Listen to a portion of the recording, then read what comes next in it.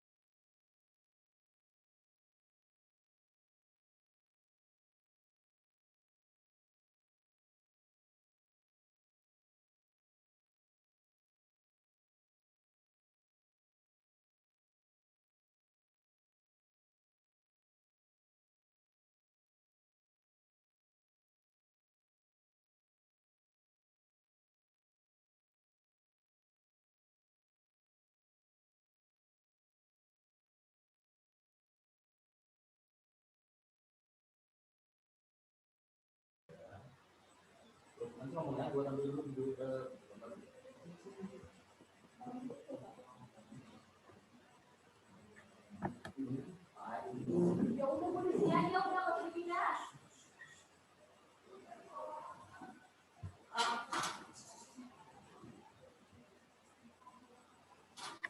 ya, udah ya.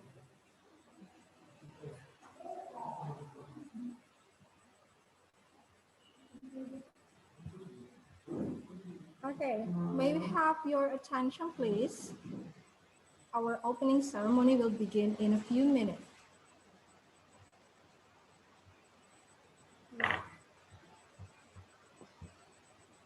Alright, Assalamualaikum warahmatullahi wabarakatuh.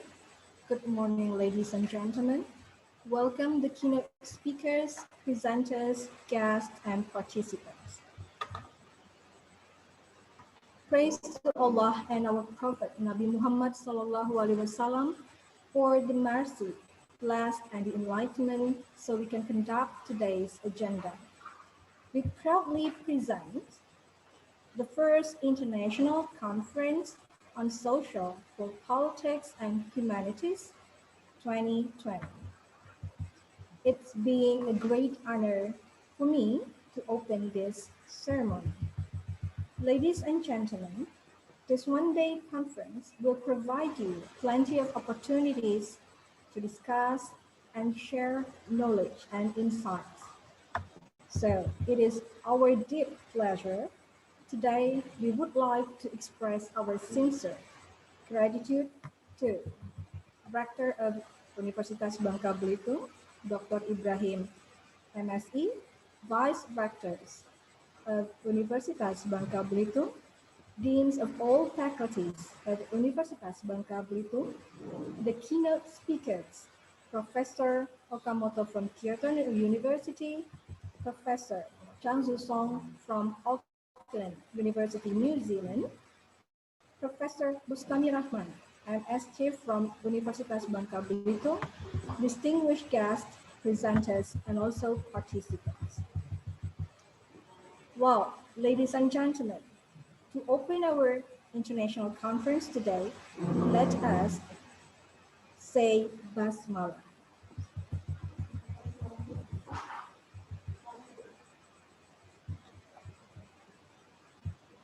All right. To start this ceremony, let us sing the international. Let's sing the Indonesian national anthem, Indonesia Raya.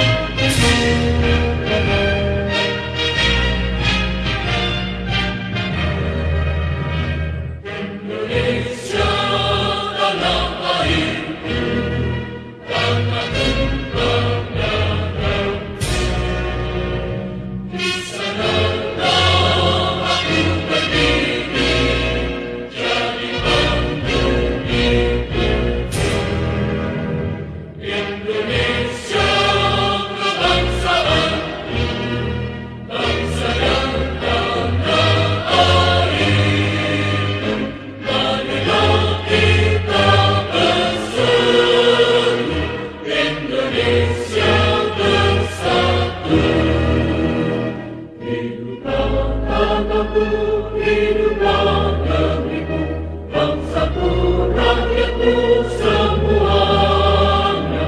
Bangunlah jiwanya, bangunlah badannya, untuk Indonesia Raya. Indonesia Raya, merdeka, merdeka, tanahku, neg'riku yang ku cinta.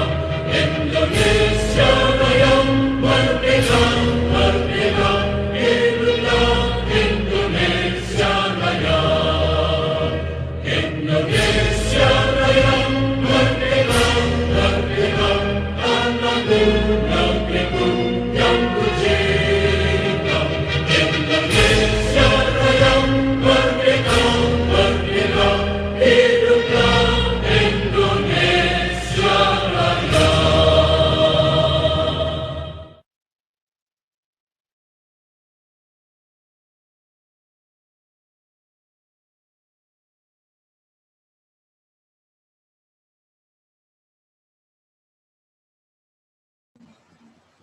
Mars Universitas Bangka Belitung.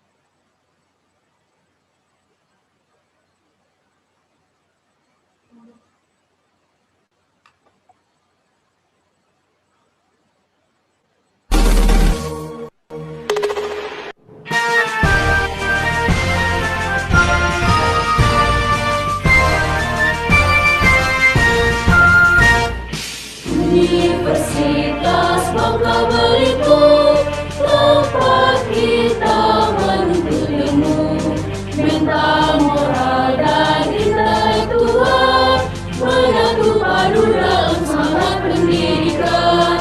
Universitas Bangka Belitung, tekad maju kembangkan diri, berprestasi berwawasan lingkungan, sok-sok masa depan.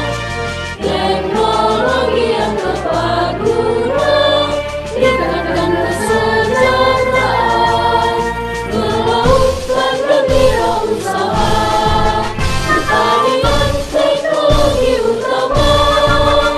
Marilah bersama satukan tekad, menjadi yang terutama.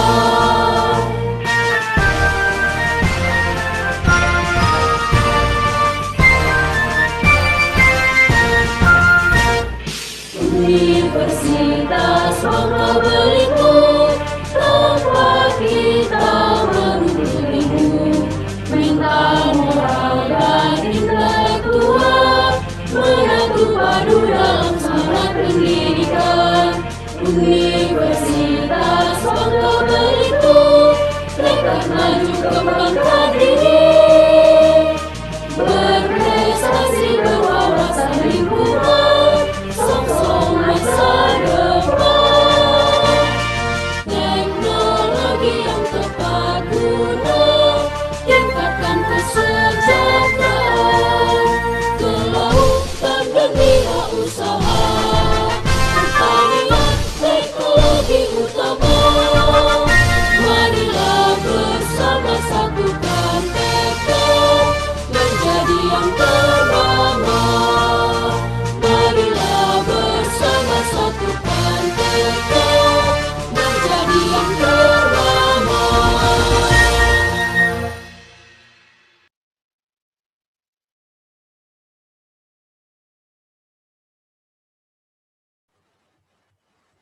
Distinguished guests, ladies and gentlemen, to pursue a blessing from God for the success of the conference, let us have a praying moment. We would like to invite Muhammad Shahgozi. The time is yours.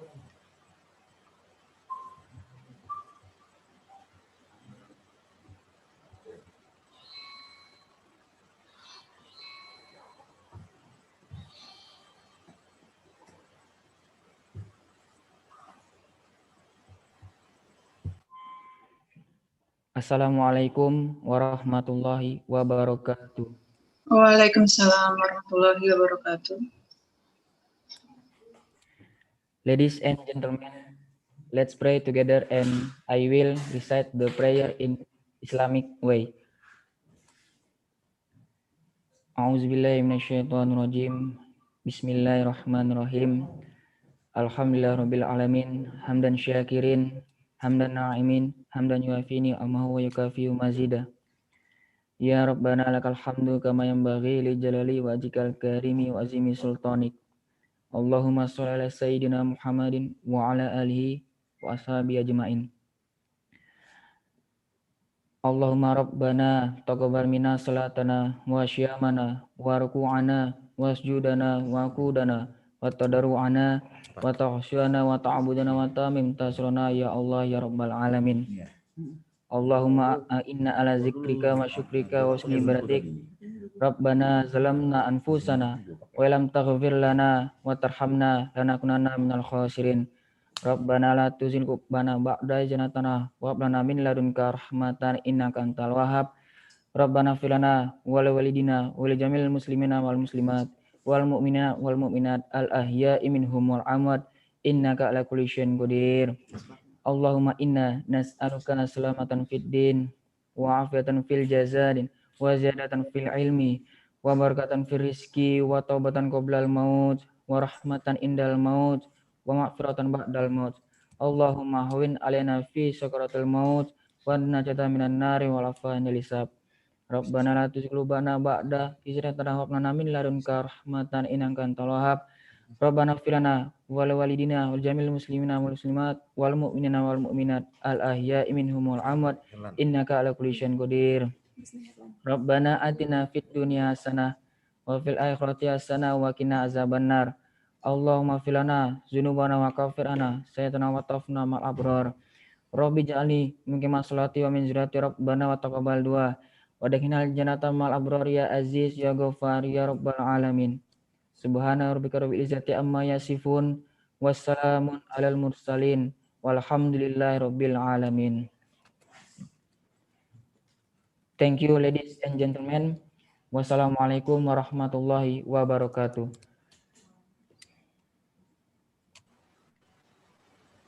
Alright, thank you. May our event today will be blessed and run smoothly. Amin ya rabbal alamin. Ladies and gentlemen, without further ado, we would like to invite Mr. Helen Friendly Manalu to deliver a committee report. So please, Mr. Helen, time is yours.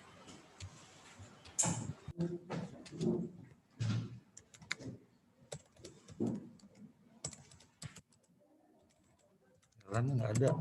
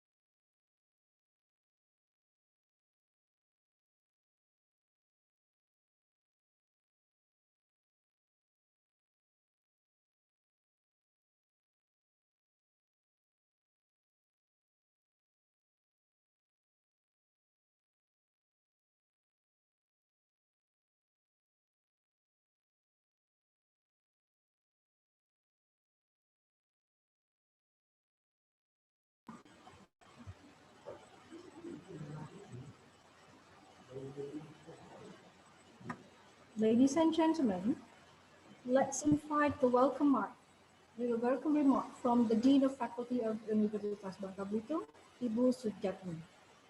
The time is yours.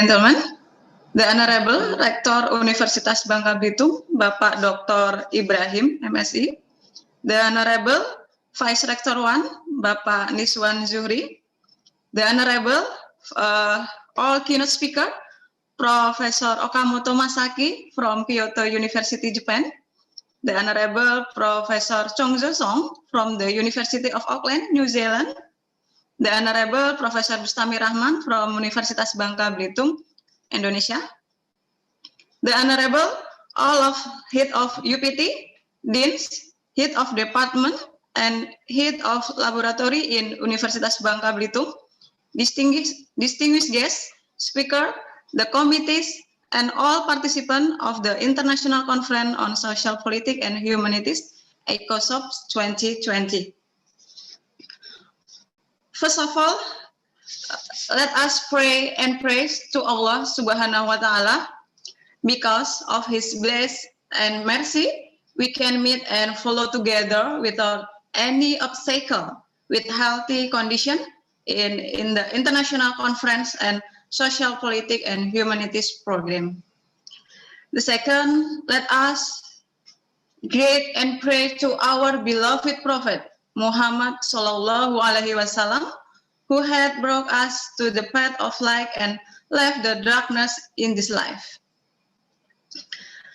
Ladies and gentlemen, I am Sujadmi as the head of committees and the Dean Faculty of Social and Political Sciences, Universitas Bangka Belitung, to short report all about this program.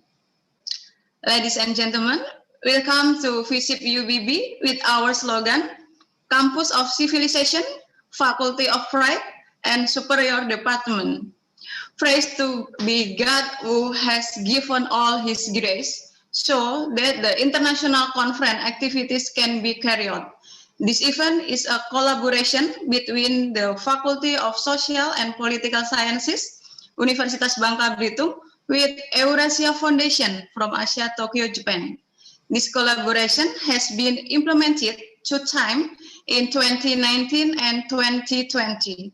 For this year's program, we have conducted 2 activities.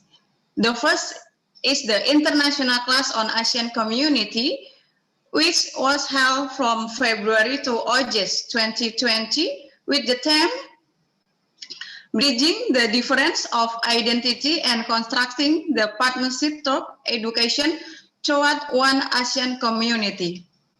Secondly, the International Conference on Social, Politics, and Humanities, ICOSOPH, on 31 October today, with the theme Bridging Multiculturalism in Asia. Through this activity, we asked the academicians of FISIP UBB, through various research and studies, want to show the general picture of Asian culture. Asian culture is very complex and diverse in custom, culture, social, politics, and language.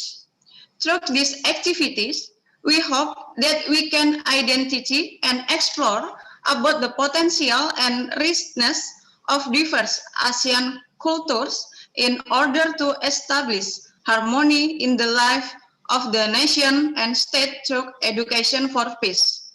Various studies conducted by various scientific circles are certainly able to provide analysis and contribution of thought in maintaining Asian culture with a strong social culture identity.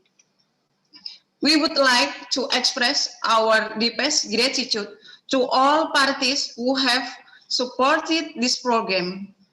My gratitude goes to the Rector of Universitas Bangka Belitung, Bapak Dr. Ibrahim, M.Sc, the Eurasia Foundation Japan, Sato Yoji as the founder, the organizing committee, supporting team, and of course, all the international conference participants who have participated in this activity.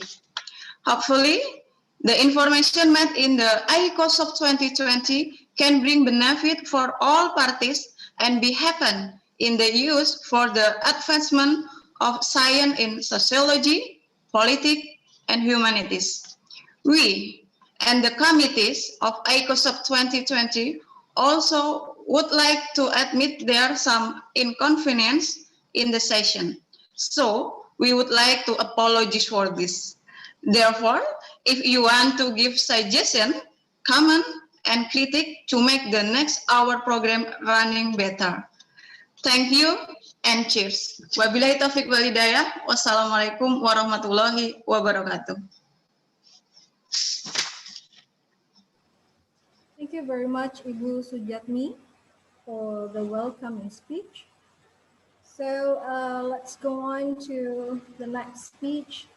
It is now our deep pleasure to welcome the Rector of Universitas Bangka Belitung, Dr. Ibrahim, Magister Science, to deliver his speech and also to officially open this event.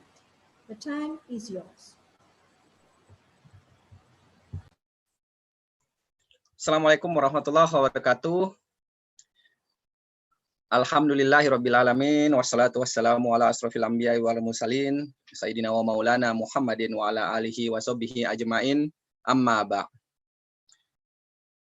First of all, let me say thank you very much to the respective speaker in this international conference, Prof. Okamoto, Masaaki from Centers of Southeast Asian Studies, Kyoto University. Also Prof. Changzoo from Auckland University, New Zealand, and Professor Bustami Rahman from Universitas Bangka, Belitung. All audiences from many universities, participants with various expertise, and special for the organizers, Dean of Faculty of Social and Political Sciences, Bangka Belitung University, Vice of Rector of Bangka Belitung University also, and Vice of Dean, Head of Departments. There is also some deans from different faculties in University of Bangka Belitung, and also all lecturers and staff. With Alhamdulillah, I'm very happy to welcome you all to this international conference on social, politics, and humanities that organized by Faculty of Social and Political Sciences, Bangka Belitung University in collaboration with Eurasia Foundations. Actually, this is the first international conference and on this topic, and I do hope it will be continued to the next conference. Amazingly, that the committee has chosen the important topics that is a bridging multiculturalism in Asia. This topic is not only relevant actually to Indonesian today, but also important for the global interactions. This week, all of us were surprised by the incident in France. In the name of freedom, in the name of fanatics, in the name of identity, in the name of terrorism, and also in the name of contra-terrorism, we face a very dangerous and brutality perspective. The debate on identity and perspective finally lead us to enter in terrible issues, attacking the personal opinions, character assassination among leaders between Turkey presidents and also Macron presidents, and then Cold War then become as the consequences. That's why we have a big homework in bridging the multiculturalism for our interaction, relationship, and the idea of peacefulness principles.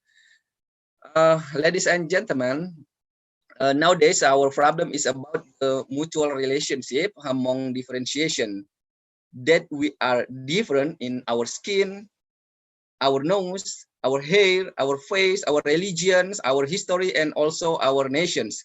But we need to be a part of a global community, as we cannot live without our neighbor, without our friends, and without the social exchange. If we emphasize our identity, yes, we are different. But if we understand that our differentiation is Rahman in Islam, kita sebut sebagai rahmat, is colorful, it means that we appreciate the beautifulness of God's creations. We understand that we can negotiate our physical, we cannot negotiate our physical problem, but we can negotiate our interests, our value, and we can share our strength and also our weakness. This principle is, I think, is the main substance of our conference topics today. And I note also that this conference is supported by Eurasia Foundation that based in Tokyo, Japan. This is an international organization, non-profit organization, and built by the idea of peace by education and sciences meeting. I note also that this organization is very consistent to share the idea of peace, wood without conflict, and wood without togetherness, friendship, and respective each other. Actually, we already have at least 2 years collaboration with One Asia Foundation. Now is Eurasia Foundation. That's why I really appreciate this conference. This conference also will give us a chance to join in a scientific discussion by panel, as reported just now, maybe by Dean. If I'm not wrong, that almost 100 participants will join us as the speaker and presenters. There are also many papers on these topics and will be followed by publication in conference books and also by credible research. Well, in the name of Universitas of Bangka Belitung, please accept my warm greeting to all of you. We are very happy to welcome you all at this moment. Universitas Bangka Belitung actually commits to create an academic atmosphere in various topics and various conferences. We just passed ICOSOPH, the ICOSOPH conference, International Conference on Green Energy, that organized and presented by Engineering Faculty, Pak Wahri Sunanda, and also some national seminars by all of faculties. We understand that COVID has disturbed us, but not our creativity. Online conference is a new way, and I think a new style for the next activity. And finally, I would like to say congratulations to all of you in participating in these programs. Good luck and do best for the conference. Assalamualaikum warahmatullahi wabarakatuh. Waalaikumsalam warahmatullahi Last wabarakatuh. one, jalan-jalan ke Pulau Bangka, anak dara memetik kenanga. Selamat konferensi untuk semua, teman dapat ilmu pun punya. Konferensi kita konferensi istimewa, serta hebat dari berbagai wilayah. Terima kasih sudah bergabung bersama Universitas Bangka Belitung menyambut gembira. Terima kasih. Thank you very much, Pak Rector, for the remarks. So, ladies and gentlemen, later on, we will continue to our main session, which is plenary session. This will be led by our moderator, Ms. Dian Fitri. The time is yours.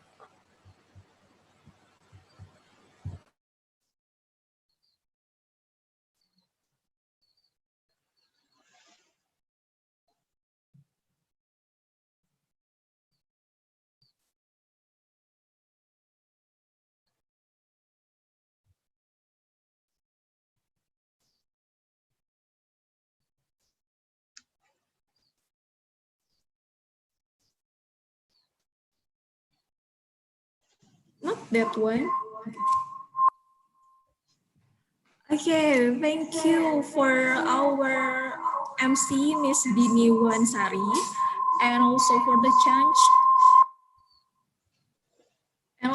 chance given to me to lead this great seminar with our great keynote speaker here. Well, before we started the seminar with the three great keynote speaker here, I will remind you the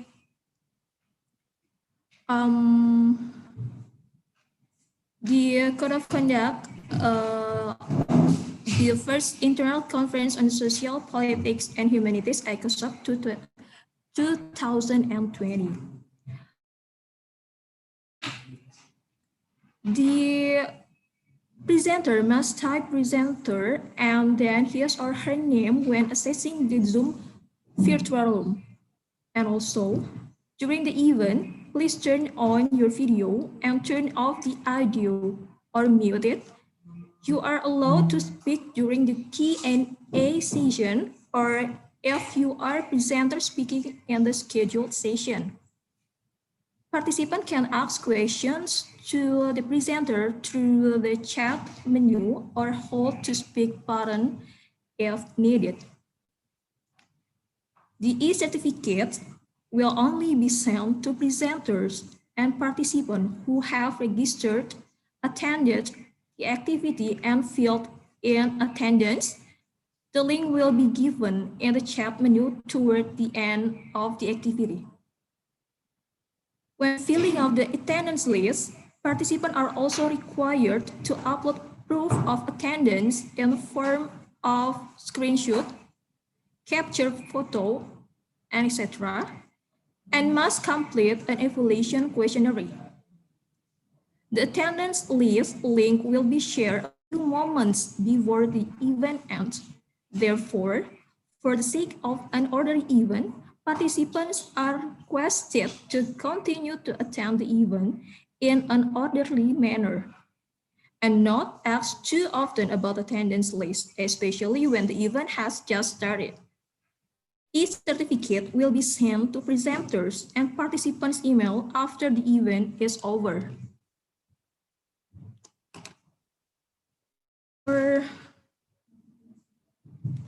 the rules that will be applied in this seminar is the presenter given 15 minutes to present their ideas, and also the Q&A will be conducted about 5 minutes after the presenter finish their presentation. Well, without any further ado, let me start session with introducing our 3 main keynote speakers. The first is Professor Okamoto Masaaki.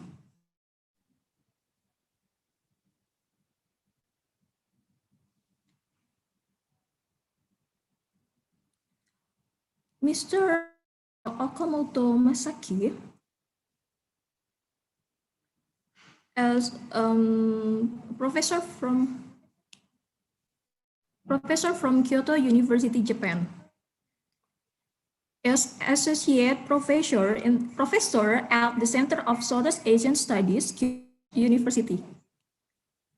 The next is Professor Changzoo Song, PhD. He is professor from Auckland University, New Zealand. And our next speaker is Professor Dr. Bustami Rahman, who comes from University of Bangka, Belitung. Such a great honor to have this meeting with this greatest speaker in their field. Okay, without further ado, let's start the session with our first keynote speaker. He is Mr. Okamoto Masaaki, Associate Professor at the Center of Southeast Asian Studies, Kyoto University.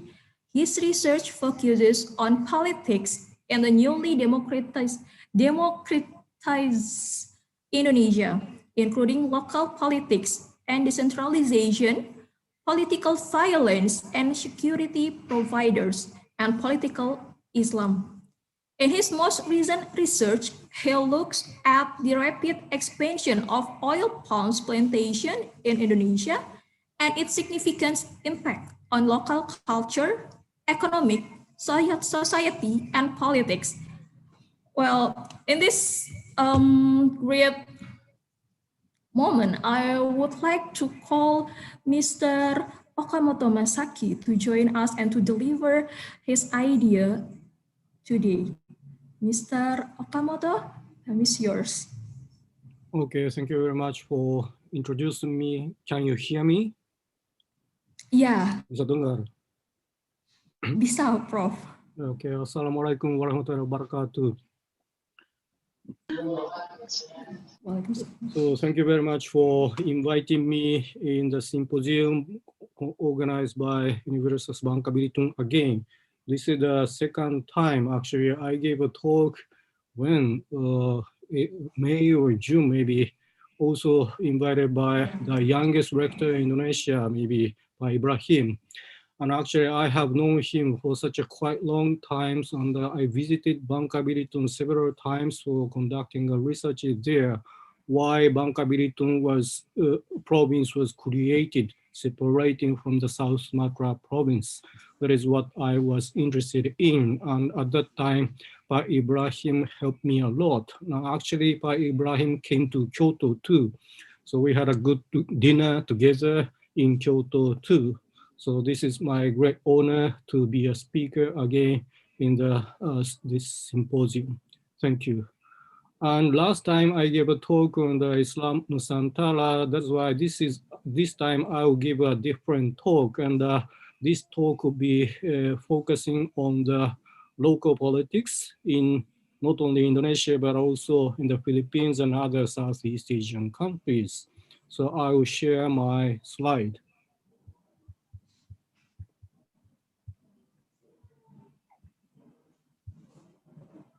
Can you see it? So this is my topic, politics of decentralization in Indonesia and beyond.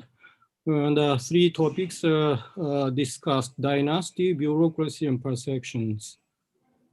So the purpose of the talk today is, first of all, I will show you the trend of the intergovernmental relationship or the extent of centralization or decentralization in Southeast Asia. Jadi fokus saya mungkin jadi saya campur dengan bahasa Indonesia karena 70% bahasa Indonesia, 30% bahasa Inggris gitu. Bisa begitu, jadi ya kadang-kadang saya campur. Ya, jadi fokus utamanya apakah negara-negara Asia Tenggara kecenderungannya sentralisasi atau desentralisasi. Nah, fokus kedua, the second focus is on the democratization, decentralization Southeast Asia. How are they going? And the third point is researches focusing on local politics in Southeast Asia, how they are dynamic or how they are stagnant. This is her focus. And fourth focus is on the quite important phenomena which is now clearly shown in the local political scene, is the political dynasties, and it is clearly visible in the Philippines, but also now we are seeing the political dynasty phenomena in Indonesia too. This is the fourth talk. So fokus saya ada 5 fokus, terlalu banyak ya hari ini. Jadi salah satu topiknya ya dinasti politik yang terjadi tidak hanya di Indonesia tapi yang terjadi di Filipina. Dan kelima, birokrasi, local birokrasi, and the politics in Indonesia, and the people's perception too. Oh, I cannot show you. And as far as the Southeast Asian countries are concerned, actually current trend, whether these countries are taking centralization or decentralization, actually the current trend is decentralization, except Singapore. Yeah, Singapore is a very small country, that's why no need for decentralization, Brunei too. And also sadly, Thailand used to take a decentralization trend, but now under the military regime, almost military regime, centralization is becoming stronger. But generally speaking, decentralization is a trend. And there are some researches on this decentralization trend. For example, this journal had a special issue, decentralization in Southeast Asia. And as you know, Southeast Asian countries, some countries are authoritarian, such as Cambodia, and some countries are very socialist countries like Vietnam and Laos. But generally speaking, in any regime now, decentralization is a trend. And when we look at the decentralization, we need to see 4 aspects. Waktu kami meneliti atau menilai sejauh mana sebuah negara hampir skema desentralisasi atau sentralisasi, yang harus dilihat adalah 4 aspek ini. Pertama, authority, kedua, budget, ketiga, personal, keempat, politics. So, sejauh mana kewenangan diserahkan pada pemerintah daerah. Kedua, seberapa banyak budget anggaran diserahkan pada pemerintah daerah, yang kedua. Dan ketiga, kewenangan untuk menentukan kepala dinas atau kepala badan atau sekda itu oleh siapa, oleh pemerintah pusat atau pemerintah daerah. Andai kata pemerintah daerah punya kewenangan untuk menentukan sekda siapa, kepala dinas siapa, kepala badan siapa, itu berarti desentralisasi sangat menonjol. Dan the fourth point is politics. Who can choose the local heads? Whether the central government has an authority to appoint the local heads, or local people have the authority or the power to choose the local heads. So, poin keempat adalah siapa yang bisa punya kewenangan atau kekuatan untuk memilih kepala daerah. Kalau pemerintah pusat yang memilih atau mengangkat, itu berarti sentralisasinya sangat kuat, sedangkan masyarakat daerah bisa memilih kepala daerah, itu berarti desentralisasinya sangat lancar gitu. Jadi these are four aspects for consideration to check the extent of decentralization and centralization in any regime. And if you look at the types of decentralization, there are two types. One type is administrative decentralization, and the second type is political decentralization. Administrative decentralization means just the authority, delegation of authority is taking place, but political power is in the hands of the central government. So banyak kerja diserahkan pada pemda-pemda, tapi political power tetap ada di pusat. Itu yang sering terjadi di negara sosialis Vietnam and Laos and authoritarian regime seperti Cambodia atau Indonesia pada zaman Orba atau Filipina di era Marcos. Sedangkan political decentralization, the core is decision-making power is in the hands of the local people, especially if local people can choose the local head. It means decentralization is politically done. And so yang kedua itu desentralisasi politik, itu maksudnya utamanya pemerintah daerah, bukan masyarakat daerah yang bisa memilih kepala daerah. Kalau itu terjadi, itu berarti political decentralisasi yang jalan. Dan di Indonesia sekarang ya memang seperti itu, atau di Filipina juga.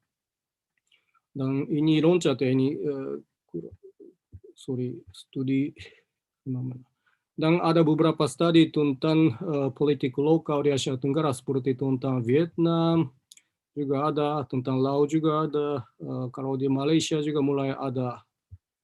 Dan di studi tentang politik lokal di Indonesia itu sangat jarang tentang politik lokal di era Orde Baru, mungkin karena sentralisasinya sangat kuat, jadi politik lokal sangat tidak menarik. Memang sangat tidak menarik.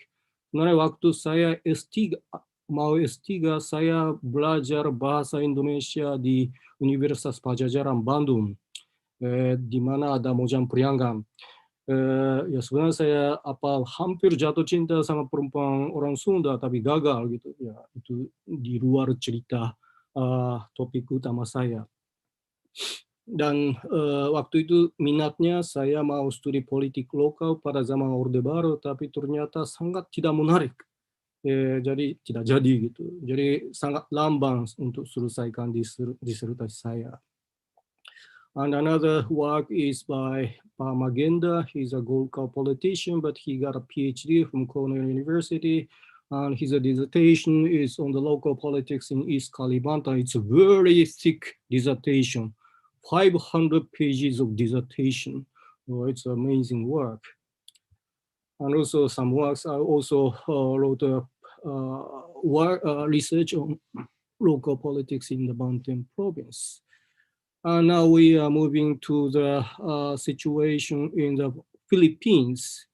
Actually, there's a very famous keyword in the case of Philippines. All politics is local. So everything political is taking place at the local level. This is a keyword before Duterte regime. And in the case of Philippines, direct elections for local heads started even in the American colonial period. Mayor was directly elected already in 1901, and governor was directly elected by from 1902 and others. So direct election has been done since the colonial times. That is why so many landlords became politicians, became mayors and governors, and they got the votes from the peasants and plantations workers in their own lands. That's why it's quite easy for them to be elected as mayor or governor. And because they are landlords, they have a lot of money, and they can use the money for the election, and they are allocated the rather large amount of money from the central government, and that's why they are so rich. So that's why they are quite powerful at the local scene. And they can have the authority to appoint the local police head and the court judge too. That's why they are controlling the legal aspect of the local scene too. That's why they are quite powerful, and that's why sometimes they are doing some illegal business, gambling and smuggling.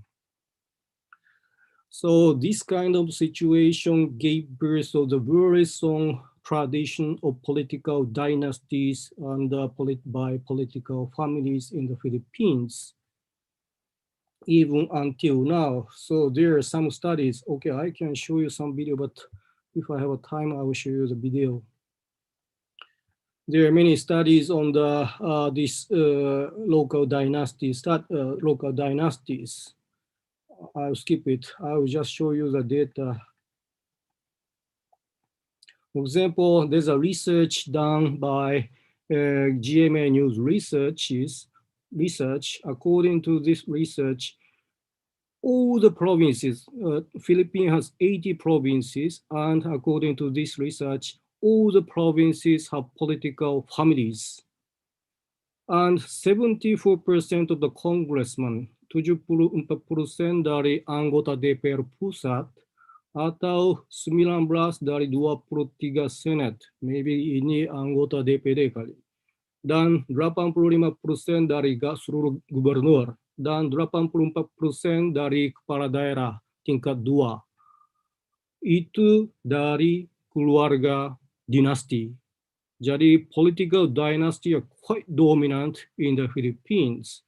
And for example, 55 family mereka menguasai satu posisi politik, jabatan politik, misalnya anggota DPR ke, atau gubernur ke, atau mayor ke, selama lebih dari 20 sampai 40 tahun. Jadi menguasai sekali sebuah daerah. Atau apalagi 5 keluarga, 5 family menguasai satu major position lebih dari 30 tahun. Dan di Maguindanao di Filipina Selatan ada satu family yang menguasai 20 jabatan politik oleh satu keluarga saja gitu, luar biasa. Yang seperti itu sedang terjadi di Filipina. Jadi kalau studi Filipina atau studi politik lokal di Filipina, biasanya fokusnya pada political dynasty seperti itu. Dan sebuah profesor dari Australian National University, Paul Hutchcraft, bilang begini, the Philippines still has a long way to go to wrest political control away from dynasties. So Filipina masih lama sampai mengambil alih kekuasaan politik dari dinasti. Itu masih lama sekali. Masih kekuasaan politik ada di tangan dinasti. Dan dia bilang begini, andai kata dinasti memang sekarang mulai kekuatannya menurun, kita bisa menilai pemilihan umum dari segi political partai politik dan platform partai. Tapi sampai sekarang studi-studi Filipina kecenderungannya menilai atau mengevaluasi pemilihan umum dari pandangan kekuatan family. Jadi begitu menonjol kekuatan dinasti di Filipina. Dan satu contoh, sekarang Duterte jadi presiden di Filipina. Kan dia Rodrigo Duterte. Dia sekarang presiden. Dan granddaughter, grandson menjadi mayor, vice mayor, and congressman. Jadi mulai ada political dynasty oleh presiden sendiri. Mungkin Indonesia juga bisa begitu ya. Jokowi juga anaknya jadi calon wakil kepala daerah, calon kepala daerah ya. Dan ada dua pola dinasti. Satu political dynasty, thin political dynasty, dan fat political dynasty. Ini lucu. Jadi thin dynasty mean 2007 satu orang menguasai jabatan politik, misalnya gubernur, dan itu diwariskan langsung oleh anaknya. Kalau itu terjadi, itu cuma thin dynasty. Tapi kalau fat dynasty beda lagi.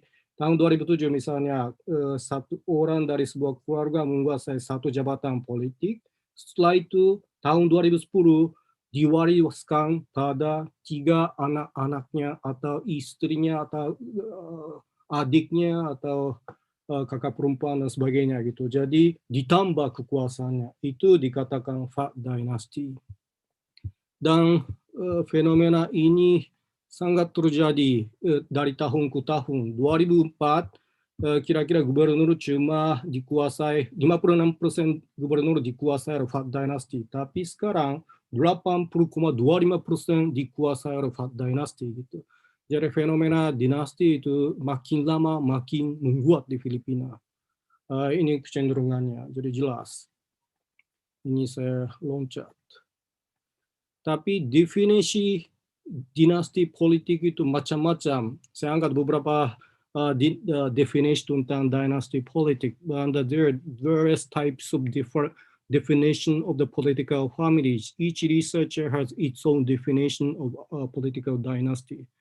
It should be a problem, but actually. These are the definitions by several researchers on dynasties. I'll skip them.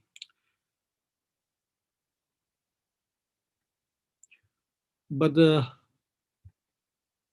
usually these researchers said that, for example, by Mendoza, he said political dynasties are located in areas with relatively higher poverty levels and inequality and relatively lower average income. Jadi menurut Mendoza, dia itu sangat menguasai fenomena politika dinasti di Filipina. Dia bilang dinasti politik ada di wilayah yang miskin dan ada kesenjangan sosial yang tinggi dan pendapatan rata-rata itu sangat rendah. Di situ terjadi dinasti politik, dia bilang begitu. Atau ada negative impact on public goods provision, especially infrastructure development and the prevention and prevalence of crime and through employment. In these aspects, political dynasty have negative aspect, he said. But ada yang bagus. Dynastic areas receive more IRA from the central government, which means the pemerintah daerah yang dikontrol oleh dinasti politik mengambil banyak dana alokasi umum dari pemerintah pusat, mungkin karena jaringan sama pemerintah sangat kuat. Jadi ada aspek bagus juga sebenarnya kalau ada political dynasty. Tapi secara rata-rata sangat negatif penilaian tentang dinasti politik di Filipina. Kalau bagaimana kondisi di Indonesia, sekarang banyak buku-buku dan studi muncul tentang politik lokal di Indonesia, seperti Fadis atau oleh Priam Budi, Wahyu Prasetyawan, dan sebagainya. Dan Biula juga menulis buku tentang Perda Syariah di Indonesia. Saya juga menulis. Dan bagaimana penilaian desentralisasi oleh peneliti-peneliti baik yang dari Indonesia maupun dari luar negeri. There are some works who are very positive about the decentralization, and they said that because of the decentralization, civil society is empowered and civil society participation is rising because of the decentralization. So they are rather positive about the decentralization. And one study said, because of the decentralization, there are some local heads with political entrepreneurship. So satu studi itu menilai positif desentralisasi karena kemunculan kepala daerah yang memiliki kejiwaan political entrepreneurship. Mungkin misalnya Ahok dari segi hal tertentu ya, ada yang negatif juga, atau wali kota Surabaya Ibu Risma juga. Jadi kemunculan local heads with political entrepreneurship. This is because of the decentralization. So some people are very positive about that, about the decentralization. But generally speaking, most of the researchers are quite negative about the decentralization. Example, its impact on the health and basic education services. According to these surveys, the health and basic education services are deteriorating, are worsening because of the decentralization, some researchers said. And the corruption issue, elite capture, local resources, and patronage politics. So many researchers tend to be negative about the decentralization. But as far as the Bangka Belitung province is concerned, one very positive thing is the fact that the Bangka Belitung became its own province. Jadi satu hal yang sangat positif dari desentralisasi menurut saya bagi orang Babel adalah lahirnya provinsi Bangka Belitung. Itu luar biasa. Dengan gara-gara itu sudah ada Universitas Bangka Belitung juga ya. Dan Pak Ibrahim juga jadi rektor gitu. Tapi ada juga yang negatif, seperti Ibu Eruiza bilang ada shadow state in Babel dulu ya. Dan bagaimana fenomena dinasti politik di Indonesia. Salah satu contoh yang paling menonjol adalah kasus Provinsi Banten, seperti Anda sudah tahu. Ya. Di sini 7 dari 9 kabupaten kota dan provinsi dikuasai oleh political family. 3 provinsi, Kabupaten Serang dan Kota Tangerang Selatan dikuasai oleh satu dinasti, dan 4 kabupaten kota dikuasai oleh satu dinasti, dan 2 kota dikuasai oleh satu dinasti. Bukan, cuma 2 yang tidak dikuasai oleh dinasti gitu, sampai sekarang. Jadi fenomena dinasti itu memang sangat kelihatan di Banten.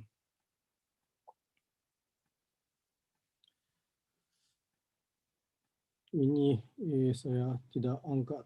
Tapi yang paling penting, yang berbeda antara political dynasty di Filipina dan political dynasty di Indonesia adalah kalau di Filipina, dinasti politik mulai muncul sejak zaman kolonial. Sedangkan dinasti politik di Indonesia baru mulai muncul dengan adanya pilkada langsung.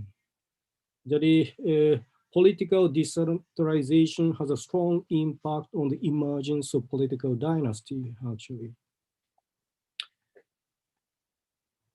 And according to the presentasi oleh Menteri Dalam Negeri, sorry, ini ada bayinya. Sorry, bayinya muncul, sorry, saya pulang.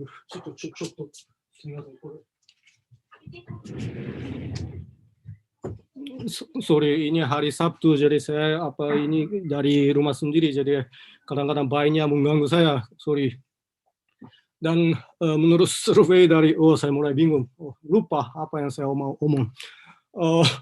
According to the data by Kementerian Dalam Negeri pada 2013, ada 57 dinasti politik di Indonesia, dan gara-gara itu ada rancangan undang-undang tentang pemilihan pilkada langsung pada tahun 2015, dan ada bab 7 melarang anggota keluarga dari incumbent yang ikut nyalon sebagai kepala daerah gitu.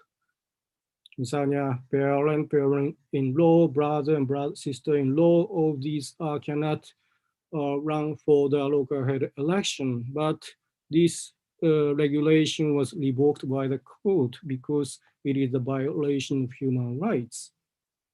That's why Indonesia has a strong chance of the emergence of the political dynasties. And I conducted a survey on the background of the local heads and vice local heads just in Java, and this is the data in 2010 to 2011.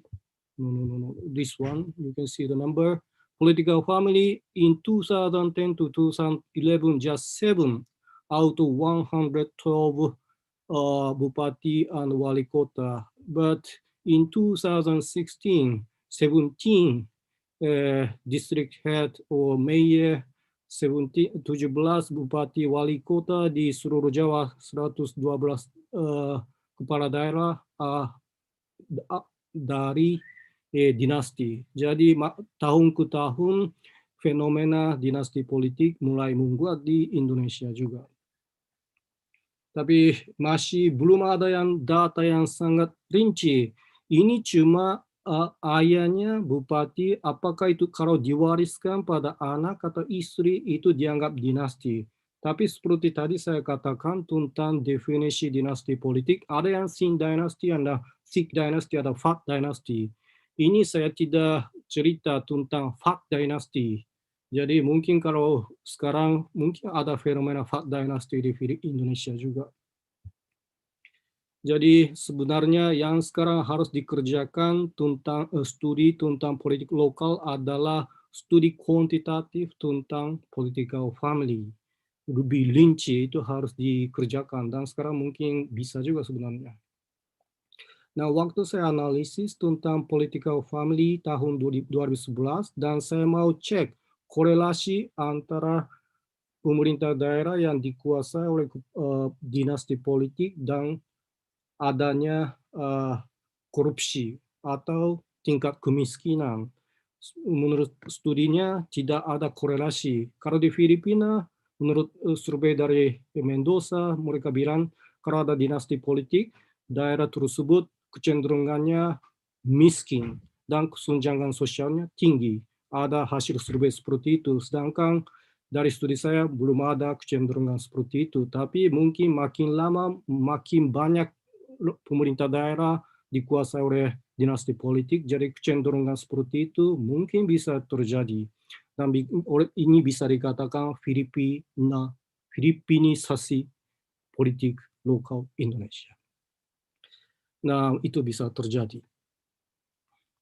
Dan mungkin ada yang bisa dilakukan adalah jangan hanya fokus pada kepala daerah saja. Mungkin kami harus melihat siapa sebenarnya anggota DPR dari dapil-dapilnya. Mungkin Bupati Banyuwangi misalnya punya anggota keluarga di tingkat pusat, anggota DPR atau anggota DPD. Yang seperti itu juga mulai terjadi, tapi sampai sekarang belum ada satupun studi tentang kecenderungan Fat Dynasty di Indonesia. Dan itu bisa dikerjakan oleh mahasiswa S1 maupun S2. Dan satu hal yang sangat tidak diperhatikan oleh studi-studi politik lokal di Indonesia adalah birokrat. Dan Pepinski itu profesor dari Cornell University. He said there are not so many researches on local bureaucracy or local bureaucrats after the democratization and decentralization. So studi tentang birokrasi lokal atau birokrat lokal setelah demokratisasi dan desentralisasi itu masih sangat jarang. Jadi yang bisa dikerjakan sekarang adalah apa yang terjadi di dalam birokrasi lokal atau bagaimana politiknya yang dijalankan oleh birokrat lokal. Itu yang bisa jadi studi. Jadi sampai sekarang kebanyakan studinya fokus pada kepala daerah saja. Jadi birokrat, misalnya sekda atau kepala dinas atau kepala bapeda dan sebagainya, itu jadi bukan objeknya cuma apa ya, yang diperintah oleh kepala daerah. Jadi apa yang terjadi di dalam birokrasi itu sangat black box. Jadi sekarang bisa studi tentang birokrasi tingkat lokal yang lebih rinci, saya kira. Dan tapi sebenarnya ada beberapa studi juga. Seperti apa ya, Berens Hot dari Belanda kali ya. Dia bilang local bureaucracy has changed institutionally, but the Suharto era's legacy has been embedded deeply in the bureaucracy. Dia bilang secara kelembagaan birokrat lokal memang ada perubahan yang dahsyat setelah desentralisasi, but legacy atau warisan Orde Baru itu sangat melekat pada birokrasi lokal. Dia bilang begitu. Jadi sampai sekarang non-efficient culture and self-beneficial culture are very quite strong, said. And akuntabilitasnya lemah, transparansinya juga lemah di birokrat lokal, dia bilang. Dan corruption is sangat banyak pada saat bisnis kontrak dengan pihak ketiga. Dan ada corruption pada saat recruitment and promotion juga. Dan sebenarnya saya lucu waktu saya wawancarai seorang kepala dinas di sebuah provinsi, dia menceritakan, andai kata saya tidak korupsi, bagaimana saya menghidupkan anaknya, menyekolahkan anaknya, dan sebagainya. Dia terang-terangan bilang begitu. Mungkin sudah ditangkap atau tidak, saya juga belum tahu. Tapi ada pemikiran seperti itu. Mungkin itu gara-gara Orde Baru juga. Dan sekarang ada istilah politicization of bureaucracy, politisasi birokrat. Itu sekarang sering diceritakan secara online maupun offline media. Jadi ini misalnya bagaimana local incumbent local heads or sometimes rival local head candidates mobilize or politicize the local bureaucrats to win the direct local head election. Jadi sekarang ada fenomena seperti ini.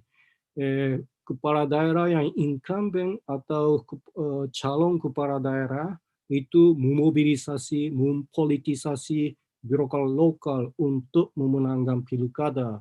Jadi itu yang terjadi katanya. Dan ada sebuah studi lagi juga, ini yang baru-baru tahun lalu. Most local observers estimated that between 40 to 6% of all higher level district bureaucrats participated in election campaigns for district head and governor. Menurut studi ini, kira-kira 40-60% pejabat-pejabat daerah tingkat kabupaten ikut pemilu untuk kepala daerah gitu. Jadi sangat dipolitisir gitu. Dan menurut local observers, fewer than 1% of respondents said that there are no political appointments in local bureaucracy. So kebanyakan responden itu dari LSM, dari pemerintah atau dari akademisi bilang hampir semua penentuan appointment itu ada unsur politiknya gitu. Jadi ya politisasi birokrasi di Indonesia itu sangat menonjol kata mereka. Dan saya juga bikin studi. Oh ini saya loncat aja.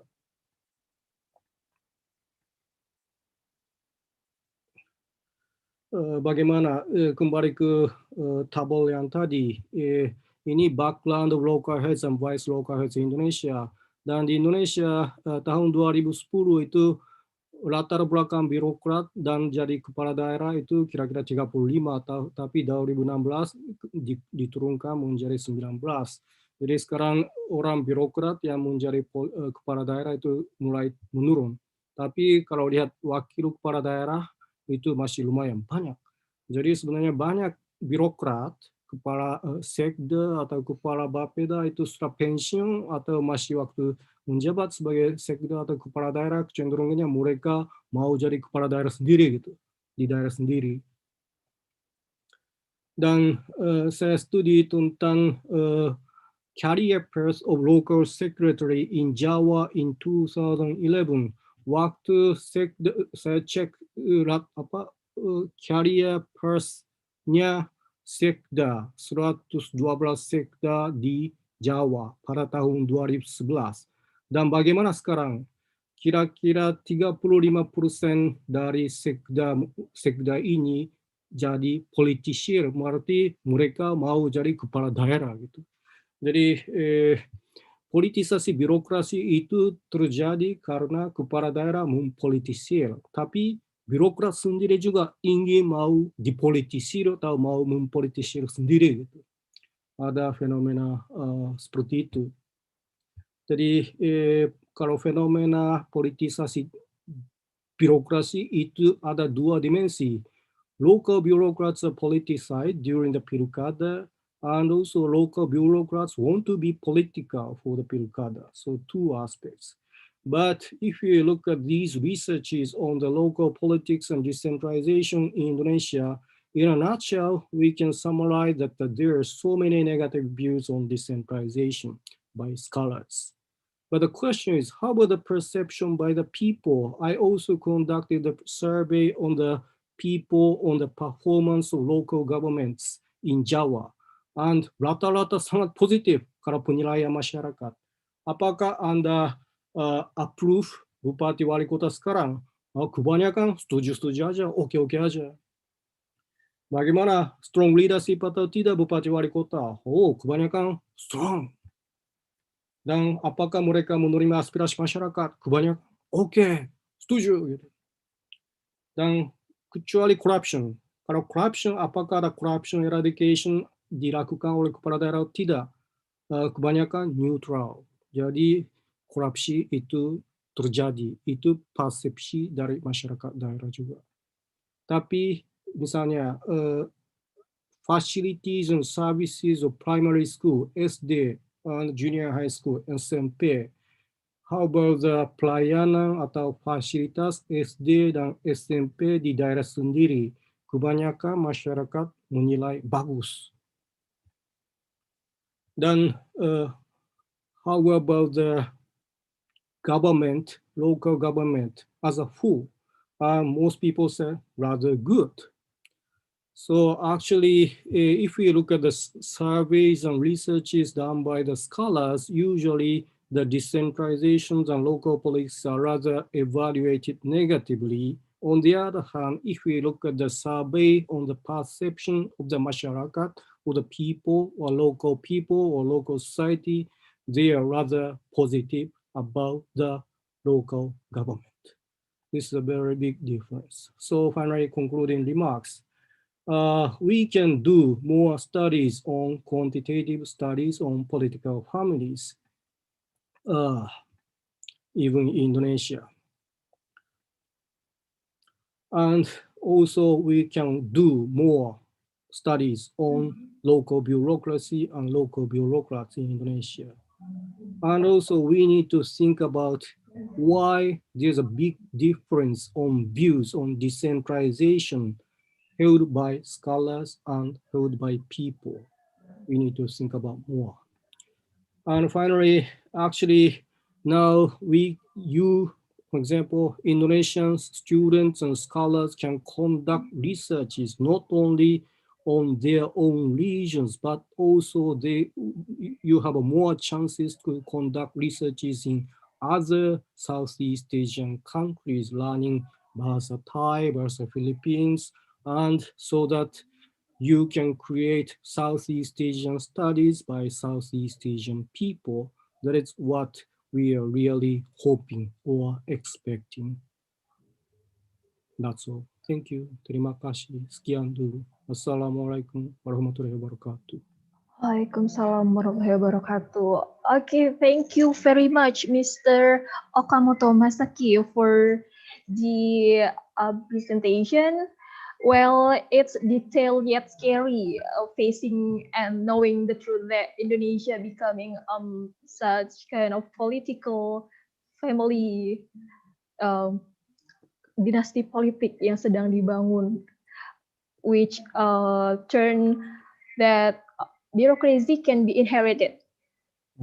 Jadi birokrasi itu bisa diturunkan, bisa diwariskan ke anak-anaknya, kemudian yang ujung-ujungnya pada akhirnya nanti satu kantor isinya bisa satu keluarga, atau bisa dibilang mungkin satu rumah pindah ke kantor. That's scary, actually. Ya, moderator coba aja gitu. Okay, thank you, Mr. Okamoto. So we will now introduce our next speaker, Mr. Professor Dr. Changzoo Song. He's from Auckland University. His current research is about nation building, nationalism, and diasporic engagement policy of Korea, Korean diasporic identity and diaspora homeland relationship, nation states and challenge of globalization and transnationalism. So Mr. Changzoo Song, I invite you to present your ideas, sharing your ideas with us here in this seminar. Mr. Changzoo, time is yours. Hey, hello everyone. Can you hear me? Oops. Yeah. Sorry Yeah, about sir. that. Yeah, okay.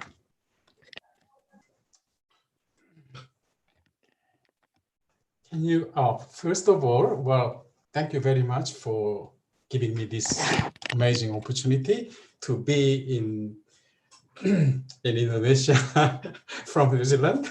And this is my great privilege to be here and to share some of my ideas with you. And I really appreciate all the university authorities, Professor Ibrahim and Dean Sujadmi inviting me to this talk. So can you see my my PowerPoint screen? Do you see anything? Yeah, Mr. Do you see this blue? Yeah, becoming Okay. more Korean. Okay. I see. Okay, great. Yeah. Okay, then I'm all set. And what I will talk today is very interesting phenomena among young people with migration background. Of course, I saw this in New Zealand, but actually it has a lot of implications for the all over the world, especially the young migrants. Okay, so that's why I chose this topic for today's talk. So the title of my talk is Becoming More Korean in New Zealand. And I named it as a re-ethnicization as a mode of integration among Korean and New Zealand users. Well, this is a rather long title, but please don't worry about it. Okay. Now, you are here in somewhere Sumatra, small island, I believe, yeah? Okay. And equator across Indonesia, so it must be very warm at the moment. And I am here in New Zealand, much smaller than Indonesia, and there are two main islands. And, and we are very close to the South Pole, so it's cold. But now we are entering into summer, so that's why I'm wearing like this. You know, my office is getting warm. Okay, and so that's New Zealand. Two big islands only, and Indonesia has what? How many? 30,000 something many islands. And but other than that, these two countries are very similar. There are a lot of volcanic volcanoes and earthquakes and so on.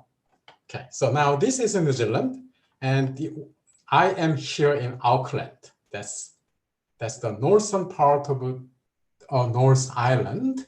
So that's Auckland. And because New Zealand is a long country, as you go south, it becomes colder. As you move north, it becomes warmer. So I am here, the biggest city in New Zealand. So my talk will be around here, but not in the city per se, but I will move around some areas. Okay, so first of all, why I chose this is migration from Asian countries to more like Western countries, including USA, Canada, and Western Europe, Australia, New Zealand, that has been happening all the time. Okay, but as you know, today is very different from 20 years ago, or even more different from 30, 40 years ago. And well, as we all know, not just the COVID recent this year, but technological development and globalization and transnationalism, all these things made migrants' life and migrant decision very different from last 20 years. And this is a typical case. 30 years ago, if someone from Indonesia migrated to America, in a very short time, the children, especially young people, they would lose bahasa. Okay, because of strong assimilation pressure in American society. And second generation, of course, they would not know much Bahasa, and they would have lost the tradition of Indonesian culinary culture and so on. Because there was no internet 30 years ago. Well, there was some, but not for ordinary people. And there was no mobile phone, of course. So there was no WhatsApp and Kakao Talk and all these things. So once you migrated from Indonesia to America 30 years ago, very soon you will be cut from your own motherland because air travel was more expensive than now. Of course, if you are a very rich person, then you could fly back and forth between New York and Jakarta, but that was not for everyone. So normally people would graduate very quickly. They would lose their ethnic culture and language. Today, however, is very different. Okay, and that's what I'm trying to show you. In general, that globally, the new migrants in the last 20 years are totally different from the old migrants more than 30 years ago. Okay. Anyway, so that is a background, and now I will just tell you that there are very small number of Koreans here. Okay, I'm an ethnic Korean, and there are only about 35.6 thousand, ethnic Koreans in New Zealand living. A very small number, especially if we consider Indonesia is now the fourth largest country in the world in terms of population. But entire New Zealand, how many people we have? We have only 4.7 million, less than 5 million people are living in this island. Okay, and Auckland, where I'm living, is the dominant city. We have nearly 1,070,000, whatever, not more than 1.7 million. Okay, so from Indonesian perspective, this is a very small city, but here in New Zealand, this is the biggest city. This is the Jakarta of New Zealand. Okay, so the Koreans began to come here only about 30 years ago, for 30 years, because New Zealand was not immigrant receiving country, especially for Asians. Okay, like Australia, this country was also very racist in those days.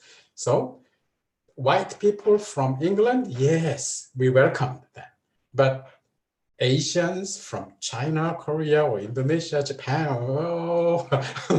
okay, and then the policy changed drastically about 30 years ago. Okay, and when any country change immigration policy, there are good reasons. Okay, until mid-20th century, right after the Second World War, the people who mostly migrated from one country to another, that was Europeans migrating to the New World. Europeans going to Canada, US, or Argentina, South America, or here in Oceania, coming to Australia and New Zealand. So Europeans, ever since Mr. Columbus so-called discovered America, it was Europeans mostly migrating in the world. But of course that changed. And now Europeans do not migrate that many. It is now mostly Asians and Latin Americans and Africans. Okay? What does it mean to a small country like New Zealand? Now, if you accept these people traditionally from Europe, that's what you want, but Europeans are not migrating, okay? But you need people. Now, where are people? So you look at, and the people are all in Asia. Okay? So they have no choice but to open the door, and Asians began to come. Of course, the biggest number came from China and India and South Korea and the Philippines and so on. Okay? That's why South Koreans are here. But why did they choose New Zealand? Because New Zealand need people, okay? And they changed the policy. They welcome people, especially with education and money. Okay, that's the same every country. If you have to admit foreigners to your country, you should select. Okay, we love people with money, and we love people with education and skill. Okay, so that was a New Zealand policy, immigration policy, and the South Koreans have money. Not all South Koreans, but many South Koreans have money, and South Koreans have very high level of education. So they were able to come here. But then, why did they want to leave South Korea? Oh, there are millions of good reasons why people want to leave South Korea. Well, of course, South Korea used to send a lot of people overseas, but after 1980s, it changed because South Korea became wealthier and better and so on. So by early 1990s, South Korea became immigrant receiving country rather than sending country. Okay, so from the early 1990s, there were more people migrating to South Korea than South Koreans leaving for overseas. Okay, but still, there are people, continuously leaving South Korea. By the way, Indonesians, they compose quite a large number of the foreign migrants to South Korea, including Chinese and Vietnamese, Mongols, and so on. Okay, but anyway, the reason that people really want to leave South Korea is very much education. Why? Because now there are many people coming to South Korea to have education, but actually South Koreans are leaving because of that education. And that's a very interesting phenomenon, but this is true, as I will let you know. And there was a huge emigration boom. It was a fashion that so many people want to leave South Korea and living overseas in 1990s and 2000. Not anymore, seems like, but anyway. And the reason was, as I say, education exodus, but also lifestyle. In the past, many Koreans went to America, Canada, Australia to improve their economic life. But now South Koreans have money, so economic life is not the priority. They want to give their children better educational environment. Okay, and because educational environment in South Korea is very bad, as you can see it very soon, because the competition is just too much. So they choose New Zealand. New Zealand is a very quiet, clean, and very democratic country. Okay, so they choose New Zealand, and nice natural environment. It's very clean. And New Zealanders would say our country is clean, green, and boring. That's what they say, okay? But anyway, so South Koreans choose New Zealand to come for their children's education, but also leisurely life. In South Korea, they're very busy, but here in New Zealand, playing golf is very cheap. It's the cheapest in the whole world. Okay, so they come here and they don't work, by the way, because they don't speak good English. They can't get a high-paying job, which they used to get high-paid in South Korea. So here, they don't just want to work. They just play golf. Okay? So many of them, not 100%, but a lot of Koreans, that's what they do. And they mostly are concentrated in Auckland, northern part of Auckland, which is very nice. Many good schools and many good golf courses. But anyway, there are books about why Koreans leave South Korea because of education, because the school life is so tough and competitive, and many children, the suicide rate among young people is one of the highest in the world in South Korea, okay? Which is very sad, but that's true. So parents, if they have money, if they can afford, they want to leave. Okay. Year 2003, this is a home shopping. It's many, many years ago. The Manitoba province in Canada is very rural, so not many people want to live there. It's so cold, far away. But this home shopping, they were selling this right, the visas to Manitoba province of Canada. And this was amazing because within very short time, all the visas were sold, the migration visa. So this was the TV home shopping at that time. But anyway, South Koreans, it was a fashion in those days. But anyway, they came here. Now, Korean children, they arrived here and they started go to school. And when they go to school, of course, they don't speak English yet, so they have a hard time. They don't know. When teacher asks them, what is your name? Okay, so they don't know English, but then their children very fast. They learn English, pick up English, and they make friends. Because in New Zealand, schools are very multicultural, multiracial. So there are orang Cina, orang Belanda, orang everything, including orang utan. No orang utan, but all the orangs are here. Okay, so these Korean children, they play with various kind of people.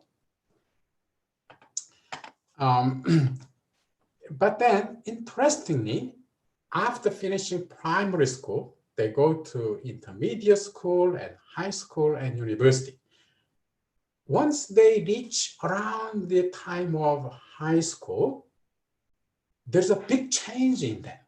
Suddenly, their friend change from white people or Maori people who are, originally the original occupants of residents of New Zealand, and to Koreans only. And this change comes in a very short time period and so abruptly. Okay? And that gained my attention while observing the school life here. Okay? So, and then not only they change their friend and they play with only orang Korea, okay, now, but also think about their language. They followed their parents when they were very young, normally, to New Zealand. So at home, they speak Korean with their parents and they eat Korean food. And they even bring Korean lunchbox to school, okay? But now that lunchbox becomes serious problem, but not now. But then when they reach high school, so their Korean language level rapidly decline. They lose language because in daily life, at school, everything, and with a friend, they speak only English. So their Korean language capacity going down. Okay? But in high school, as they play with other Koreans, now even their Korean language rapidly grows.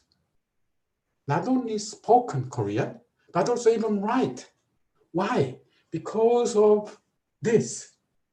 Now, with the Korean friend, they started to texting each other in Korean. And while you text in Korean, now the lost language revives. So by the time when they come to university, they are very fluent. So at first, when I met them at university, I thought they were born, they were very recent migrants from Korea.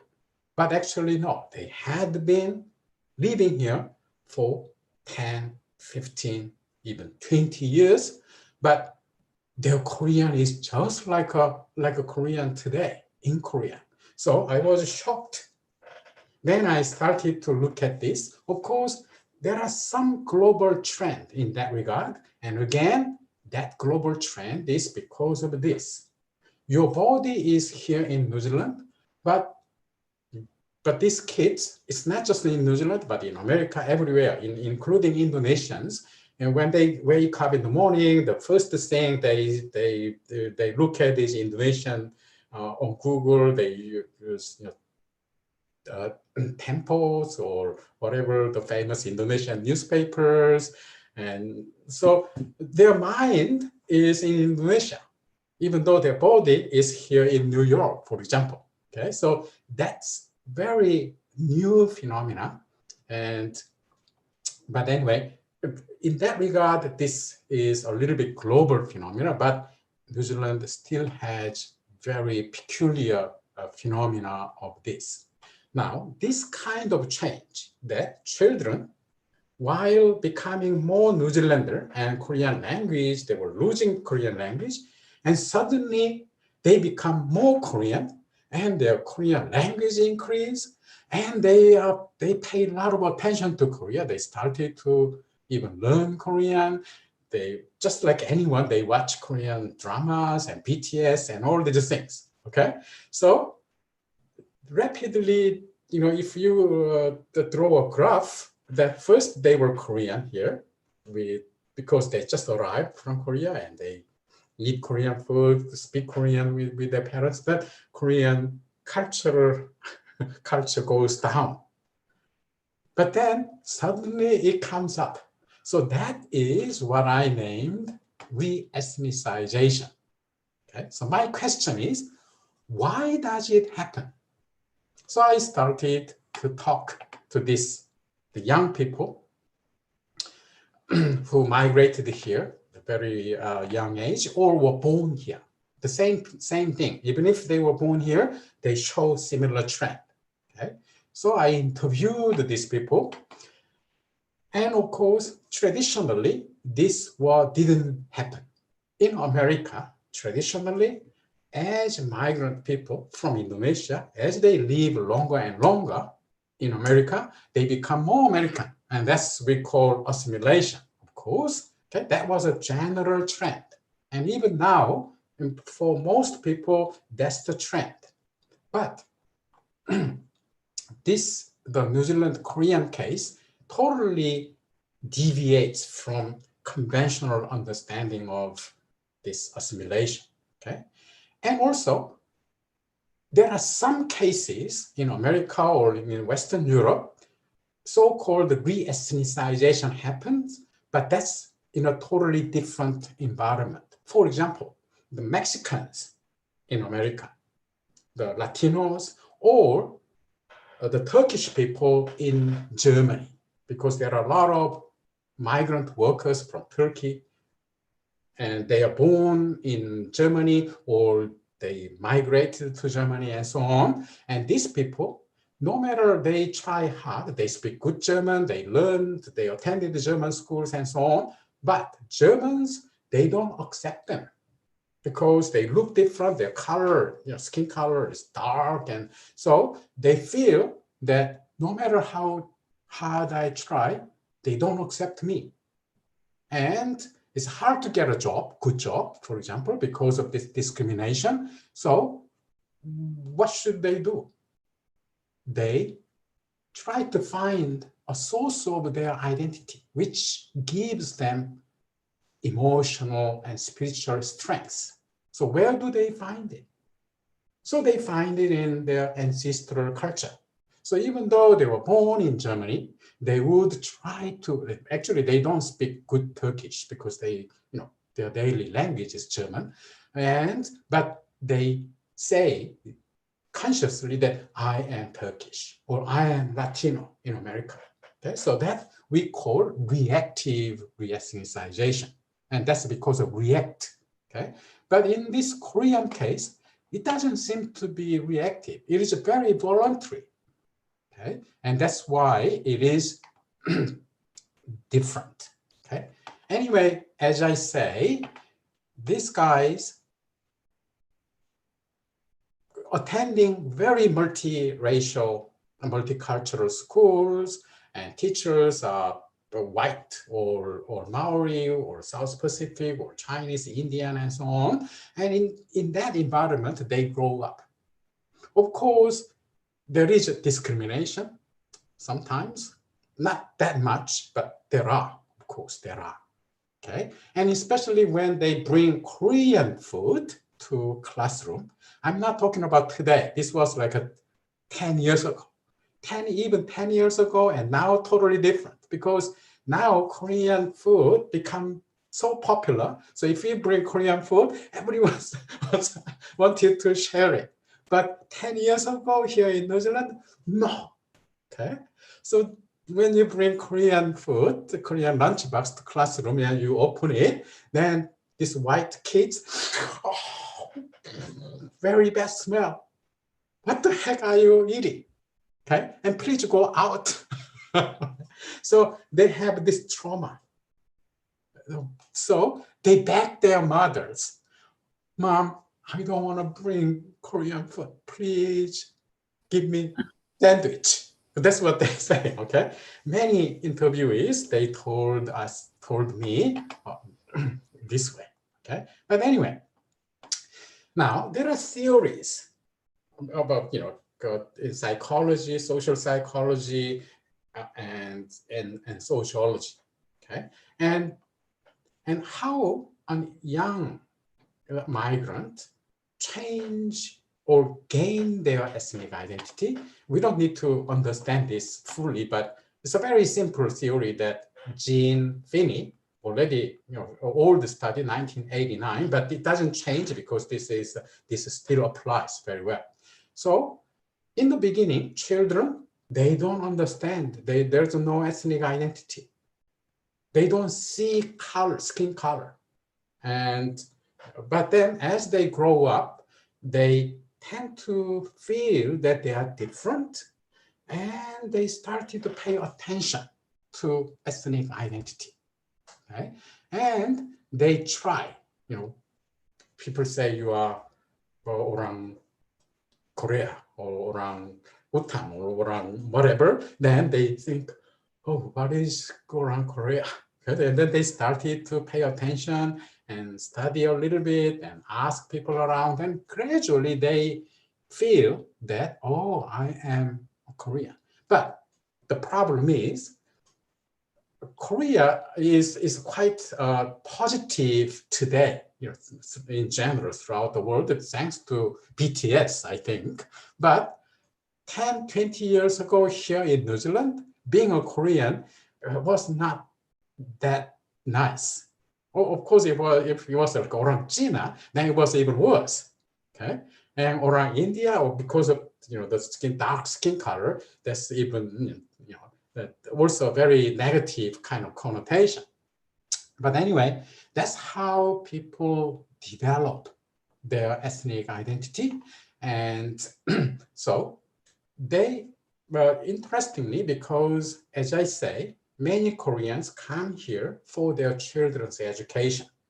Now, what is the most valuable language in New Zealand, of course, and even world? And that's English. Okay, so parents want their children learn English very quick. And what should you do as a migrant? Do you live near with other Koreans?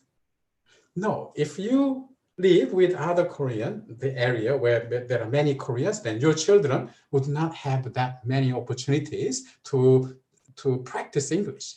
So many parents, they choose an area where there's no Korean. Or very small number of Korean. Okay, so these children growing up without seeing any Korean except their parents. Now, it is true that they learn English very fast, okay? But deep in their mind, they believe they don't know they are Korean. Very interesting. At home, they speak Korean and they eat Korean food, kimchi and everything. But once they go to school, then they are in mainstream New Zealand society. And many of them never question that they are New Zealander. Okay?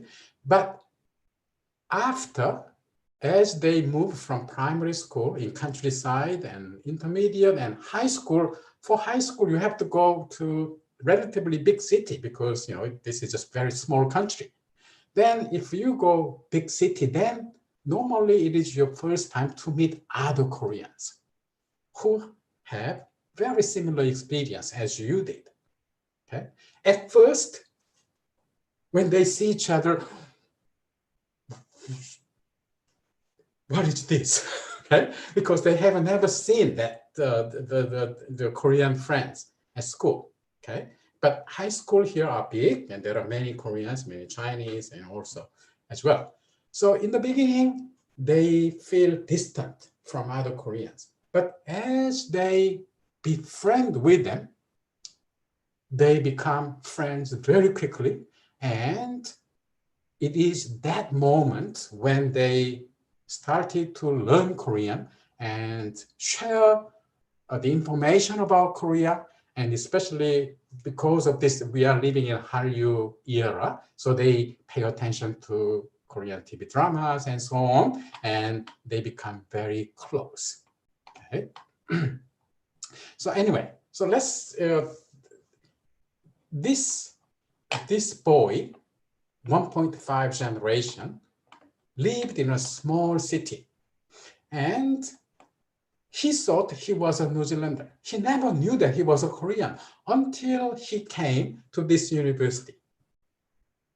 And what happened was, because he grew up in a small town with white people and Maori, who are the dominant ethnic groups here, and he played with them, and so he never thought he was a Korean.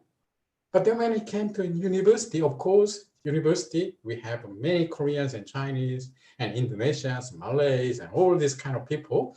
And when he met this group of Koreans enjoying themselves as a group, he was shocked because he had never seen that many Koreans in his life. Okay, so he was so surprised. And then he observed them, and these Koreans, they look horrible. Why? If you know the Korean culture, like Indonesian culture, very hierarchical. Okay, so especially Koreans are the worst in that regard. If you were 6 months older than another student, then you have to change your language. You have to use honorific ending. Okay, and you greet him or her, and you call him brother, elder brother, and so on. Okay, but he, growing up in countryside with white kids, he never saw this. Okay, so he was shocked and he didn't like that. Okay, but then at one point when he get to know them, then he falling in love with them. Okay, why? Because this is a Korean culture, just like Indonesian or other Asian culture. You are very nice. If you perceive someone as your own group, okay, then you embrace them and you are very nice. You buy them lunch and dinner, you drink together. Oh, sorry, Indonesians don't drink much, but Koreans love drinking. So in that process, they feel the emotional warmth and affection of this Korean culture, which they never experienced with white people. Okay, so that's why they become closer to other Koreans. And another case, the same thing, that this boy also grew up, is a second generation born here, grew up in a small town, and he never thought he was a Korean. He just thought he was a Kiwi. Here, Kiwi means New Zealander. Okay, he thought New Zealander. But then when he came here in Auckland for high school, then similarly, he was shocked and he didn't like other Koreans. And he always claimed that I'm not a Korean, I'm a New Zealander. But then even him, as he get to know other Koreans more, then he became, became a Korean, okay? And he said, he already thought in his mind that because I'm a New Zealander, I'm a Kiwi, whenever he imagined his future wife, he said it was always a white girl, okay? He could not imagine a Korean girl as his wife, okay? Anyway, so the Finnish theory, in early stage, you don't have any ethnic identity. If you had it, it is borrowed one. You borrowed it from the dominant group. But then, as you grow up, you reach the stage when your ethnic identity is triggered by many things, okay? It can be other Korean friends, or it can be discrimination by the dominant group, or sometimes when they travel back home to Korea and then they realize they're Koreans and so on. But anyway, there are many reasons what triggers their Korean identity. Okay? And some cases like this, the second generation from small town New Zealand, when she saw other Koreans, she denied it. That no, I cannot be a Korean. I'm a New Zealander. I was born here, and my friends, my whole world, my imagination, everything is in New Zealand. Okay, so she tried to be a New Zealander. Okay, and she didn't like anything Korean, food, Korean way, everything. But even that kind of person, gradually at high school level, they started to become Korean. Okay. She said, I hated Korean. I didn't like them. I didn't like that, and I was unsure about why other people consider me as a part of that, the Korean, okay? I tried not to speak Korean as much. And I asked my mom to pack me sandwiches instead of kimbap, the Korean kimbap and stuff like that, which I regret now, okay? Of course, for mother, it is very sad thing. The mother packed lunch with love, and some people told me that they ate the Korean food in toilet. Because if they eat in classroom, well, here in New Zealand, you normally don't eat in classroom, you eat outside on the grass, okay? But then if it is rain, then you have to eat it in the classroom. But as soon as you open your lunchbox, because of the smell, some girl said, I went to the toilet and quietly I ate my food there and I cried. And at home, I protested my mom that, Mom, why do you pack me this, this ugly food? I want sandwich, right? So that's a very usual story. And sometimes, like in this case, because they have families, relatives in Korea, they frequently visit Korea.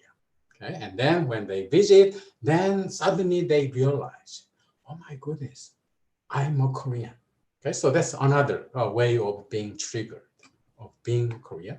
And what they really like about Korea is 정. 정 is a Korean term. It's a Korean term, but it's hard to explain, but this is an emotional warmth, the affectiveness You see this quite commonly among Asians.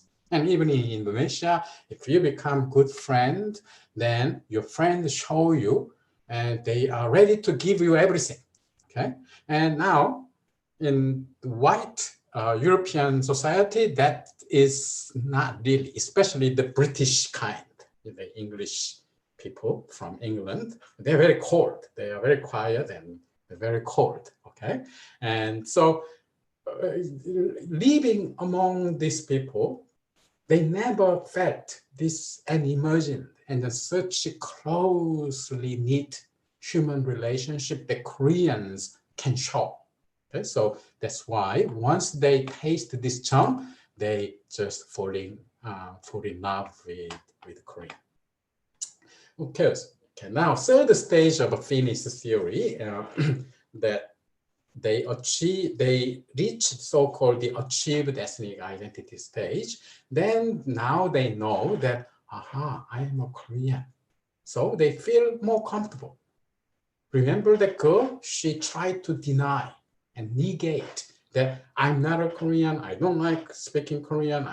I hate Korean food and whatever. But then after going through that stage, in the end, they feel rather safe, and safely they can reveal that they are Koreans, and also they accept they are being Korean, but also at the same time New Zealander. Okay, so when I ask them, so in you, what percentage of cultures, Korean culture or New Zealand culture, are influencing you? And they say, well, maybe 50-50. Or 60-40, more New Zealand culture than Korean culture. But anyway, that's their reaction. Okay, and we talk about this the lunchbox incident, the horrible incident that you have to bring your lunch to a toilet to eat. Now that doesn't happen anymore. And in the last few years, thanks to this this BTS. Now everyone is crazy about Korean food. So if you say, oh, I have a Korean food, then everyone comes and they want to share. In New Zealand, by the way, you don't share food. As classroom, the teachers would say, please do not share your food. And now this is again for generous Indonesians. You may not understand this. And as far as it's halal, it's okay. You can share your food with other Indonesian teman-teman, okay? But here in New Zealand, teachers think it's dirty, it's insanitary, and also maybe they say, oh, allergy or something. So it is no. You don't share your food with your friend, okay? But Koreans, like Indonesians or other Asians, they share their food, no problem. So they feel very comfortable. Okay, anyway, but does it mean that they hate being a New Zealander? No, as they like to be Korean, as they change, they also feel that more positively that they are also New Zealander. So in a sense, this ethnicization, as I had said earlier, is not reactive. A reactive ethnicization normally happens in very socio-economically lower class ethnic groups or racial groups who are structurally discriminated and structurally barred for upward social and economic mobility. They tend to feel reactive ethnicization. But this Korean ethnicization here in New Zealand is not. It is very positive in a sense. And actually, most researchers in social cultural studies and psychological studies, people say that as a migrant, if you feel positive about what you are, which is Korean, and also positive about New Zealander, in a sense, ethnic identity as a Korean and national identity as New Zealander, that's very healthy, and those people enjoy very high level of mental health. Okay, so that's all the famous the social culturalists and sociologists and psychologists say, like Barry, for example. But anyway, so in a sense, this is what Korean young people experience here in New Zealand in the last 20 years. That is very healthy way of reaching so-called integration. Okay, integration is that they keep their original ethnic culture, but at the same time, they also accept the national culture of their host country. So that is my argument, that this is not reactive re-ethnicization, but this is a very healthy development of integrative identity. Why it happened is, again, I told you, but it depends on, it doesn't happen to everyone, okay?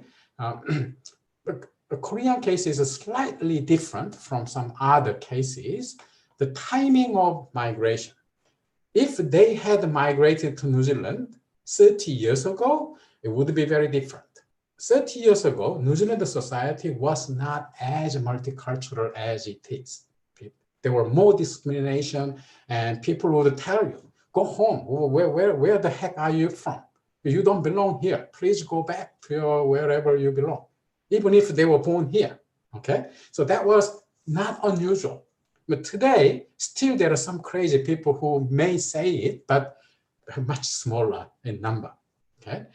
And also, where you were born, where you grow up, did you grow up within Korean community or outside of Korean community? That makes slightly difference. And also generational difference, 1.5 generation and second generation, even though they showed similar pattern, the second generation, even if their Korean language improves, but slightly lower level than 1.5 generation, which seems to be rather natural in that regard, okay? Now, the most important point here is, even though the people, these young people growing up here, they feel they are Korean, they keep distance from real Korean. The Koreans, we call it FOB Koreans, it's fresh out of boat, which means who recently arrived here in New Zealand, because now they show Korean attitude and Korean culture. So Korean New Zealanders, these young people, they don't feel close. Okay, so even at school, these two groups, normally they don't play together. Okay, so that's very interesting phenomenon. So in a sense, this ethnic identity that they develop is very much Korean New Zealander young people's identity. And it is very different from Korean identity, based on South Korea. Okay, I think I should stop my talk here, even though I have a few more slides, but that's mostly what I say. And again, I say that this phenomena shed a lot of light on today's Asian young people, even in North America, because they also show, not this clearly, but to a certain degree, they tend to feel more proud of their ethnic identity than before. Of course, that is obvious because Asia 30 years ago and Asia today to Americans or New Zealanders or to the whole world is very different. Today, Asia is much more prosperous, powerful, and proud continent than before. Okay, yeah. Thank you very much. Okay, thank you, Mr. Changzoo, for the idea shared to us. More or less is about Kiwi and also Korean. Let me compare it with Kiwi and also kimchi then. Okay, while we are waiting for our third speaker, we will open the first session for question and answer question. So I would like to invite all the participants who have some questions. You may deliver your question through the chat, or you may raise your hand so that I can notice you and ask and open the mic and also let you to deliver your question.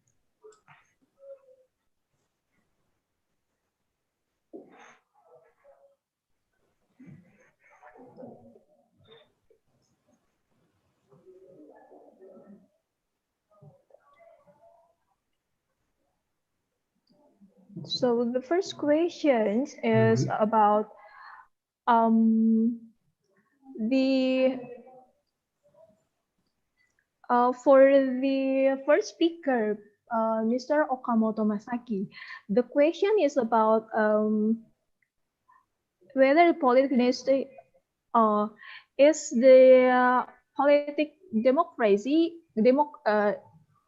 dynasty is such what we say kemunduran in demokrasi. Apakah politik dinasti itu adalah sebuah kemunduran bagi sistem demokrasi? So, and the second question is also for the first speaker, is bagaimana praktik demokrasi di Jepang pada saat bersamaan masih memakai sistem kerajaan atau monarki. So, that's the two questions which delivered to Mr.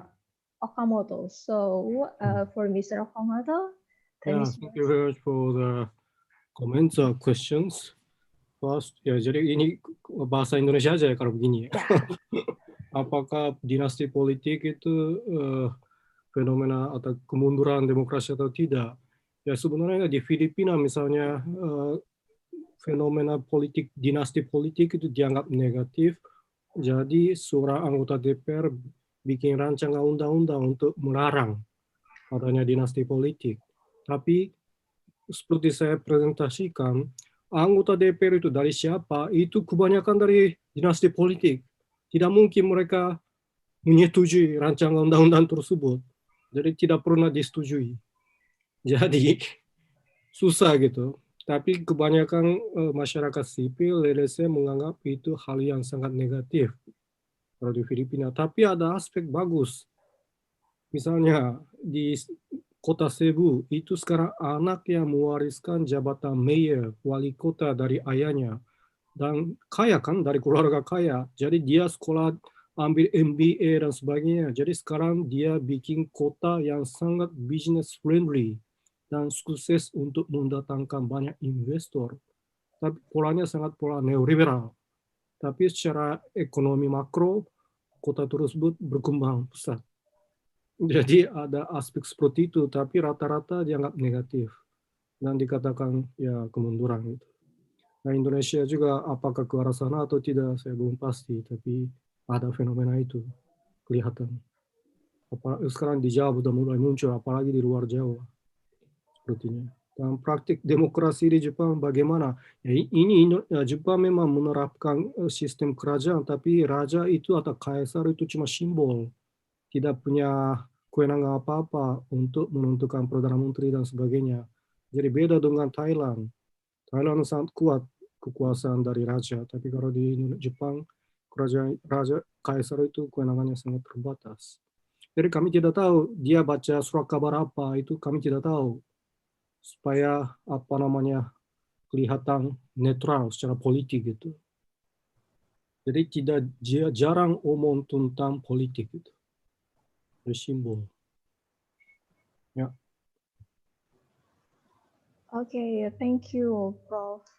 Okamoto. So the next question goes to our second presenter. The question is about how Korean culture remains. So is there some kind of culture that the citizen keep such kind of chuseok is there such kind of tradition that they still keep and hold it in every year, such as Chuseok or whatever it is? So if I understood correctly, the question is if Koreans try to keep their own culture? Yeah. I see. Well, yeah, I mean, in Korea, yes, of course, like in Indonesia, people, and like Japan and everywhere. But here in New Zealand, of course they do. That's almost like instinct. But first generation, yes, first generation who migrated with their children, they want their children to maintain Korean tradition and culture. But the generation gap is always big, especially migrant children, and they don't necessarily follow the first generation culture. But one exception is in migration studies, if we are talking about in America, when Asians migrated America before the Second World War, or even after 1965, after Americans changed the law of immigration, and normally second generation, they don't like their parents' culture, which is their national ethnic culture, okay? Because they always compare, second generation compare themselves and their parents with other mainstream white people, okay?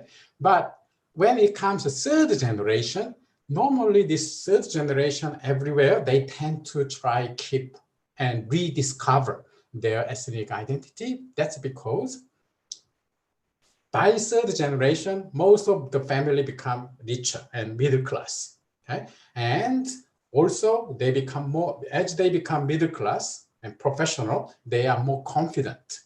And so it is normally the third generation who try to show more interest. In America, by the time when Asian migrants, third generation, reached the time of university, many universities, they have had to hire many professors who can teach about Asia. Why? Because this third generation Asian Americans, they grew up and they, at university, they want to study about Japan, about China, about Korea, and so on. And so that's what happened in America in 1970 and 1980. So that's, I just give you one example.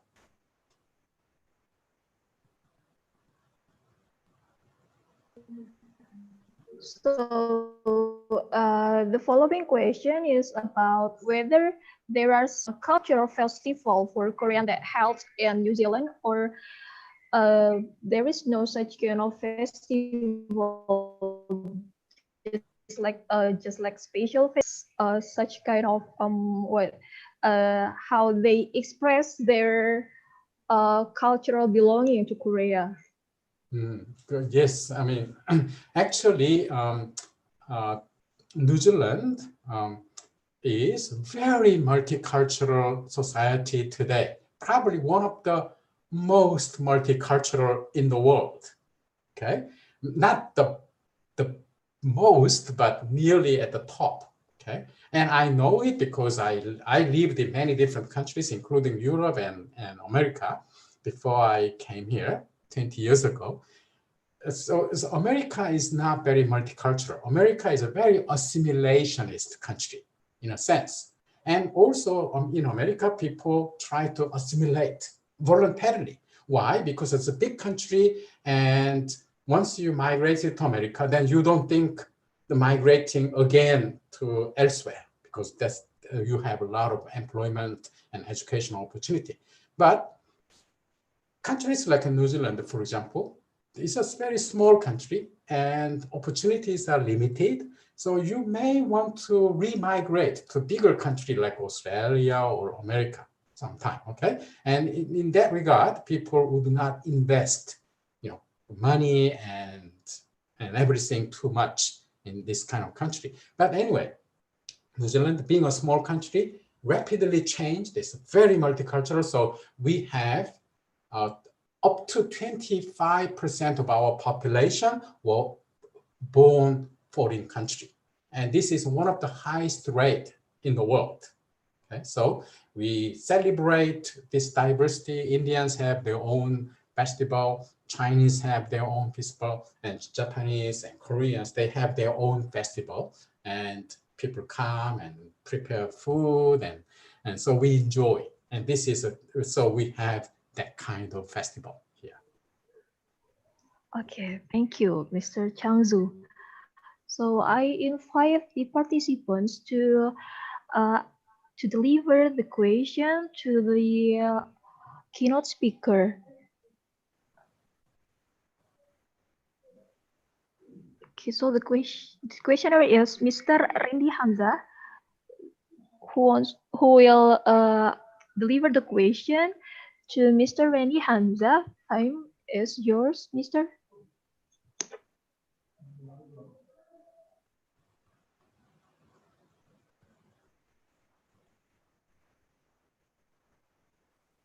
Hello, can you listen to me, Mr. Moderator?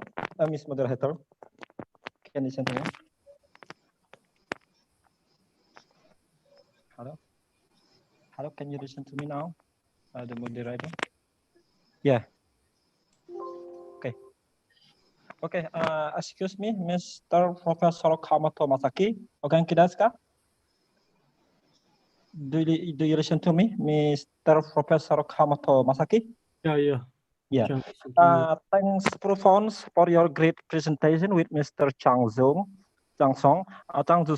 By the way, I'm so interested to the topics of the politicization of bureaucracy and democratization in electoral politics in Indonesia. I'm still wondering, Mr. Professor, about the current trends about relationship between the trend of dynasty politics in Indonesia and the politicization of bureaucracy in Indonesia. As we know, there are so many provinces and regencies in Indonesia. The politics of family tends to go hand in hand with the succession of dynasty politics in electoral democracy.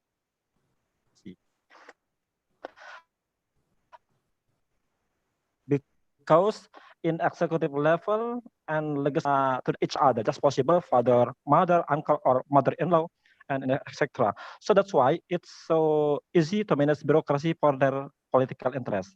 Based on the data of you have, Mr. Professor, how about the experience of electoral democracy in Philippines or maybe in Indonesia? How far, my question is, Mr. Professor, how far the relationship to the succession of the dynasty politics in and the proliferation of politicization of bureaucracy in the Philippines? Can you give any simple example related to the success of any state in Asia where they have been success in managing neutrality of bureaucracy, netralitas birokrasi in electoral politics? Do you get my point, Mr. Professor? Thank you. Can I answer the question? Do you get my question? Yeah, I understand. Okay, thank you. Yeah, thank you very much for a very good question. So how about the relationship between the political dynasty and the local bureaucracy in the case of the Philippines? That is the first question, I think. Actually, as you might know, the Philippine system is taking the model by the United States system. That is why all the important bureaucratic positions are politically appointed. In the US, for example, this time, hopefully Trump will lose the election and Biden becomes the next president. All the top bureaucratic positions are changed by the next president, right? And this type of institution is also applicable to the Philippines. So if local head has changed, all the top local bureaucrats are changed. That's why it's really political appointments. That's why politicization of bureaucracy is quite clear in the case of the Philippines. And the political position is far more important than the bureaucracy. So that's a clear difference between the Indonesia and Philippines. In the case of Indonesia, bureaucrats are very career bureaucrats, right? If you want to be a local secretary, you need to work as a bureaucrat for more than 20 years. So there's a system of career development by the bureaucracy, but in the case of Philippines, it doesn't. That's a big change. That is why politicization will easily take place in the Philippines bureaucracy. That's a big difference. In the case of Japan, for example, actually, it's quite difficult to imagine the politicization of bureaucracy during the Pilkada. Last year, I brought the professor siapa saya lupa, dari UI, Public Administration Professor lupa. So, dia ketemu sama pejabat-pejabat Pemda Provinsi di Jepang dan nanya tentang korupsi di Pemda pada saat Pilkada. Bingung pejabat Pemda Jepang, apa maksudnya? Tidak bisa membayangkan adanya korupsi yang luar biasa pada saat Pilkada. Itu jauh berbeda.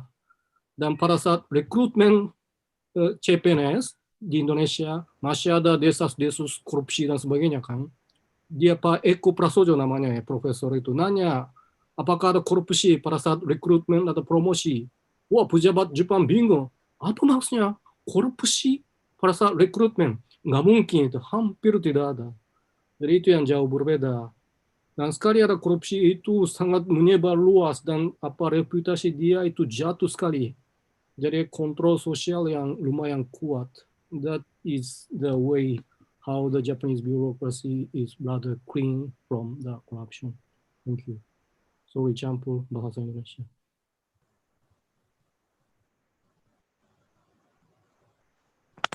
Okay, arigatou gozaimasu, Mr. Prof. Okamoto. どういたしまして。So you can speak Japanese, huh? Little. Silakan datang setelah COVID.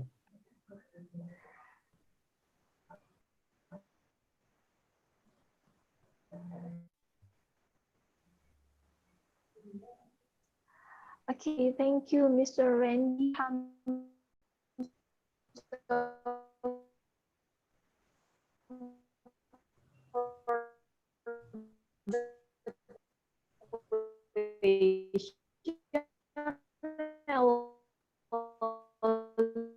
Also, Mr.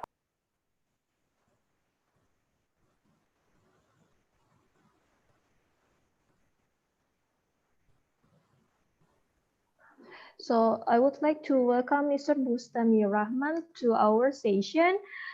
He is one of our favorite lecturer here in our faculty.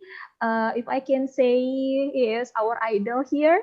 And he is the lecturer of the sociological science in Faculty of Social and Political Science of Universitas Bangka Belitung. So to Mr. Bustami Rahman, I invite you to the room to join us and to deliver your ideas, to share your ideas to the participant. To Mr. Bustami Rahman, time is yours.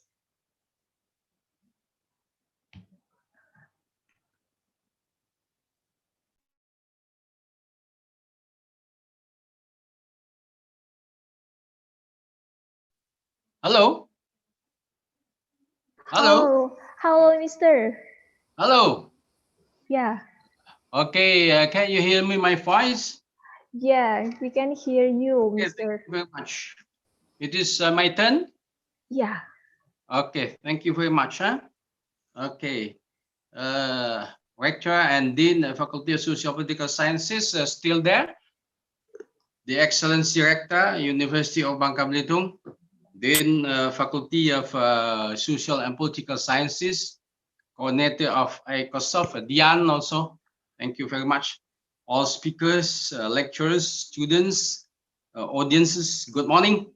Good morning, and thank you for this opportunity. Is it in English or Bahasa, Dian? Uh, Both.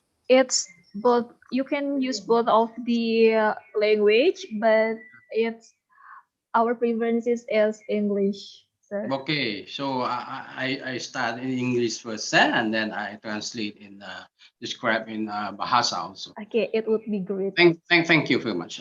So I think maybe 10 or 15 minutes.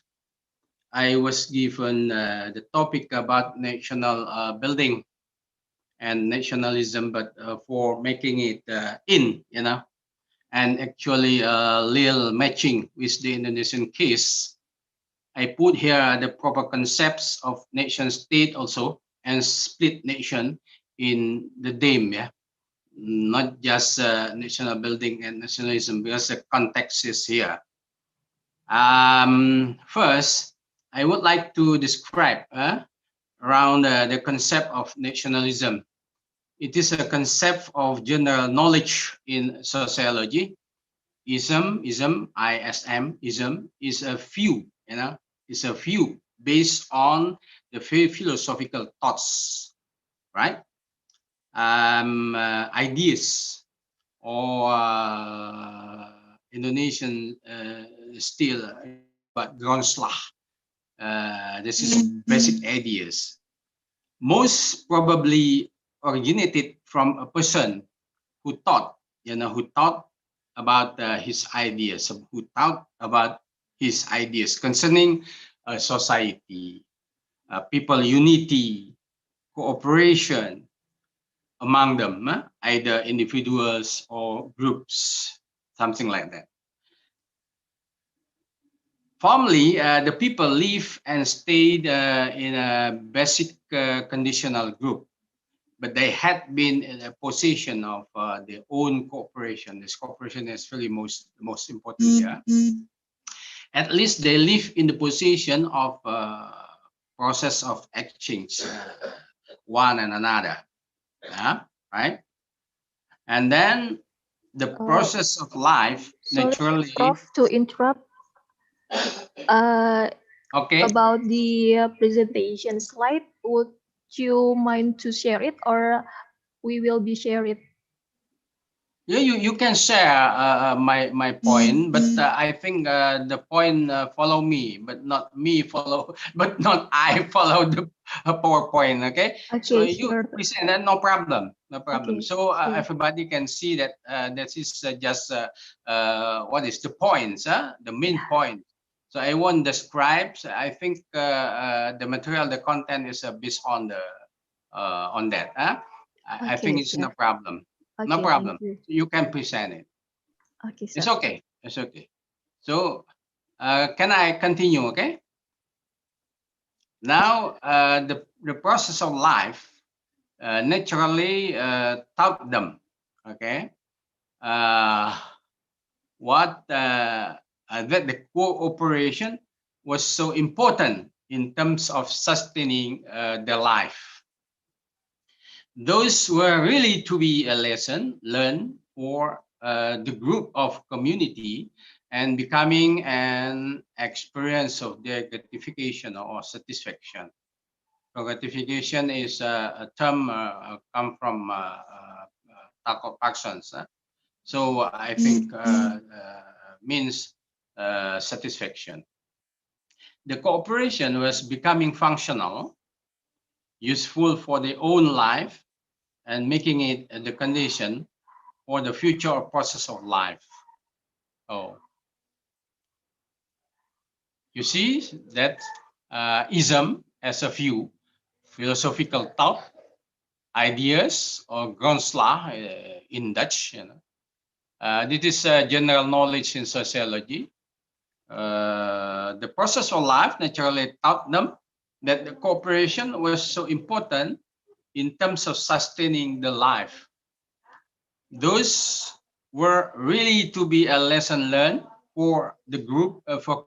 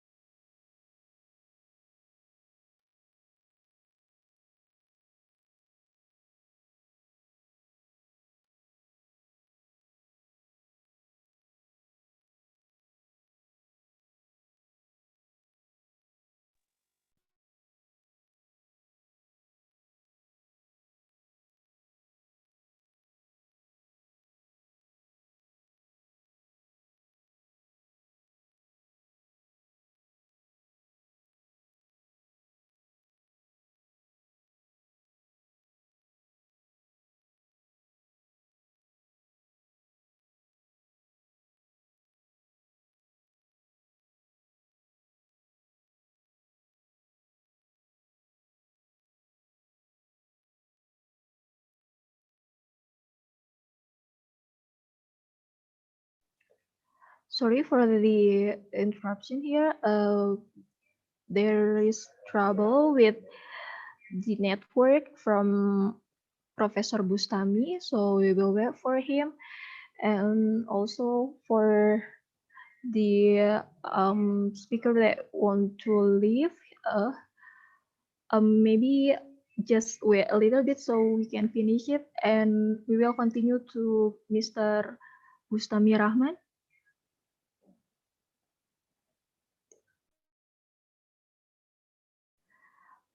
Sorry, Mister, I cannot hear you yet. Okay, now? Okay, sir. I don't know. What's the problem, huh? So, okay, I continue about the process of life. Naturally, taught them that the cooperation is very important, was so important in terms of sustaining the life, maintaining the life. Those were really to be a lesson learned for the group of community in becoming an experience of their gratification or satisfaction. The cooperation was becoming functional, is very functional, useful, very useful for their own life, and making it as the condition for the future process of life. This is commonly. And then there were many restrictions in the process of life, but naturally they could overcome the problems, usually when they were cooperating each other.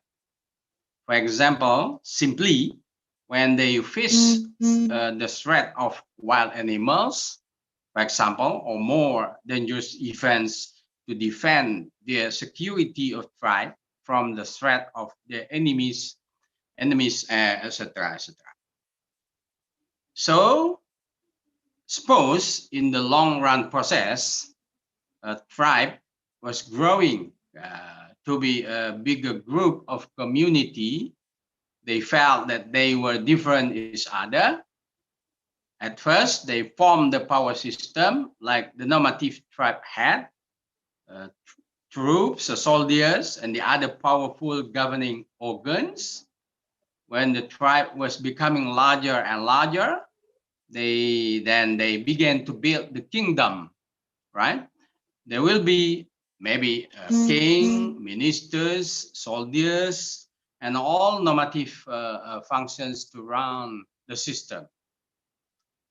Okay, and then when this situation was existing, probably the power could be fast to get greater as the effect of extension of power to conquer the other kingdoms and tribes.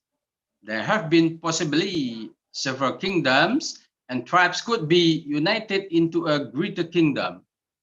When we follow the history of nationalism, we could see the view of Renan, French scholar, when he described and defined the term of nation state as a modern form of state after the kingdoms era. Okay. Now, Renan in 1882 defines a nation as an entity based on acts of the free will of individuals forming a collective identity. A collective identity must not be one identity in a real uniform, but can be several identities be merged into one identity in what Rousseau mentioned it as a social contract. In the early 19th century, also Abdullah bin Abdul Qadir Munshi had mentioned already before Renan's remark in his thought about the nation state in political ideology of Islam Malay. Talcott Parsons, Merton, also Kosa often mention mention it as a social consensus and political consensus. Now, then Indonesia has a similar historical experience of those practical processes in building nation and state in 1945. Indonesia in the beginning, as the Nusantara island, consists of many kingdoms. In 1945, when the freedom coming, those kingdoms, by their own consciousness, provided their sovereignty to the new state, nation state, Republic of Indonesia. This was a process of social contract and forming the basic principle, what we call it as Pancasila, right? It was a modern state. This modern state, after several years after kingdoms era, the wide-off area, the certain big population, the exact border of state were the result of the process of social contract or social and political consensus among the stakeholders in the early of nation founding. Now either most of states built their countries as a format of state, usually soon after freedom or soon after the states founded. That's why Renan says that the nation state as a soul, spiritual principle. It is a spirit, a strong spirit. Since the contract or consensus could be destroyed by political interests, there are many political interests that are able to annihilate and disturb the position of contract and consensus, and then they will be threatening the unity and distracting the spirit of solidarity. The vulnerability of Indonesian nation is existing because of many scattered islands, more than 6,000 islands, big and small, occupied by big population, nearly 280 million people, more than 300 tribes, and their colorful cultures and beliefs. Of course, no impossibility for Indonesia to meet a situation where a split nation will come up and to be a threat toward the nation's solidarity. We can see a lot of examples for the other countries, even though they don't have the same physical conditions. Soviet Union, for example, was spirited into several states in 1991. There are Armenia, Azerbaijan, Belarus, Estonia, Georgia, Kazakhstan, Kyrgyzstan, Latvia, Lithuania, Moldova, Russia, Tajikistan, Turkmenistan, Ukraine, and Uzbekistan. So there are 15 small states after Soviet Union. They spirited. Vietnam was also spirited into North and South Vietnam, but fortunately could be united in 1976. Yugoslavia as well in 1980 to be Slovenia, Croatia, Macedonia, Bosnia-Herzegovina. There is a Bosnia-Herzegovina is in one state, and Bosnia and Herzegovina, 2 states, more state, and Montenegro and Serbia. So there is 8 states, small states before Yugoslav spirited. The plurality in physical and social aspects could be predominant factors of split nations, which was potentially to be the basic determinants. but there were the other important factors as the triggers to push, the vulnerable nation is going down to the split nation, conflict of interest, economic problems, conflicts of beliefs and cultures. A nation will be misoriented, and the social and political instability growing and threatening the nation unity. Therefore, we must maintain this nation, toughly keeping it as a strong nation, united nation by building this nation through achieving the welfare condition of all people, to increase the economic income, to decrease the injustice, to increase the equality of justice, to build the social and political stability, to ensure the people to have their own rights. Okay, now, all of these are the basic conditions of satisfaction of people to be the citizen of a state. Generally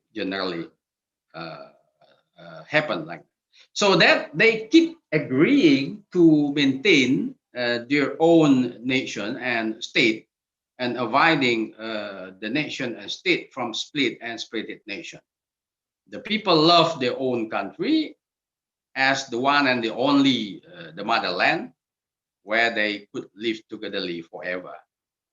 Indonesia as a big country could be a good example how to maintain our spirit to hang there as a nation in a United States of Republic of Indonesia.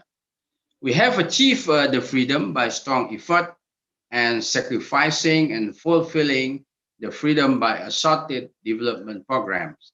But we must be admitting that all the development programs have not been reaching fully yet. Probably also we have to review our mentality in terms of our human resource to make them more having good mentality like discipline, high discipline, hard working, persevering, time appreciating, responsible manner, etc., etc. I hope that the spirit to increase our capacity in developing the civilization could become this nation competitively within ASEAN togetherness. Thank you. Okay, thank you, Prof. Bustami. So it's about how the nation split and how it united into the great nation, if I'm not mistaken. So the next session is about our second question and answer sessions. So I will invite the participant to join us here in question and answer session to deliver the question through our our second and our third speaker, since our first speaker already have another agenda, so he cannot join us in the second session here. So I will invite the first questioner who will be delivered the question. Is there any question?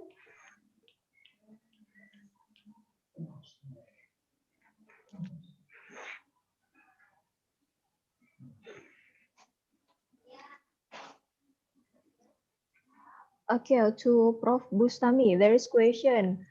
I will use bahasa because the question is in bahasa. Melihat yang terjadi dengan Uni Soviet yang terpecah menjadi beberapa negara pada akhirnya, hal tersebut juga terjadi pada Indonesia yang kehilangan Timor Leste. Bagaimana pandangan Profesor terhadap kehilangan Indonesia ini? Apakah menjadi sebuah duka bagi Indonesia, atau itu sebuah duka bagi Timor Leste, atau kedua negara ini merayakan kemenangannya sendiri-sendiri?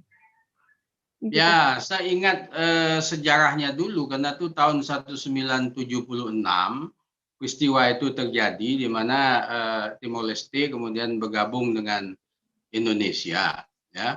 Dan itu saya kira tidak semua orang Timor Leste itu kepengen jadi orang Indonesia. Dan tahu isu yang sekarang berkembang developing. We don't know what is exactly happening there. Tetapi Indonesia tidak pernah lagi, artinya cawe-cawe dalam bahasa Jawanya, untuk memasukkan Timor Leste lagi ke dalam Indonesia. Dan saya kira juga kebanyakan orang Timor Leste juga demikian, ya. Mereka sudah senang merdeka ketimbang di bawah kekuasaan Indonesia. Saya kira yang penting bagi orang Timor Leste, saya kira mereka lebih senang demikian, dan Indonesia juga saya kira tidaklah begitu bersedih karena juga gembira dengan kemerdekaan di Timor Leste, ya. Nah, persoalannya kan tentu kita tidak tahu apa yang terjadi di Timor Leste karena tidak ada penelitian mengenai itu di Timor Leste, terutama saya sendiri. Tetapi saya kira ekonomi kalau kemudian seperti yang saya jelaskan tadi menjadi problem bagi suatu masyarakat, kemudian keadilan sosial juga demikian, disability, kemudian injustice itu terjadi di dalam masyarakat, itu nanti lama-lama juga mereka akan menyuarakan hal-hal yang bersifat semacam pembangkangan sosial. Tapi saya melihat dan kenanya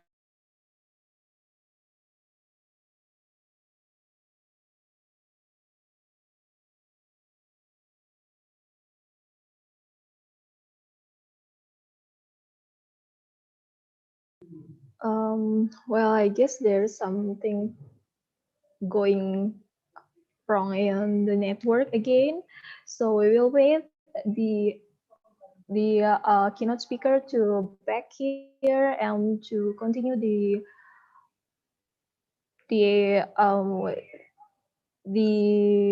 explanation about the equation that asked before.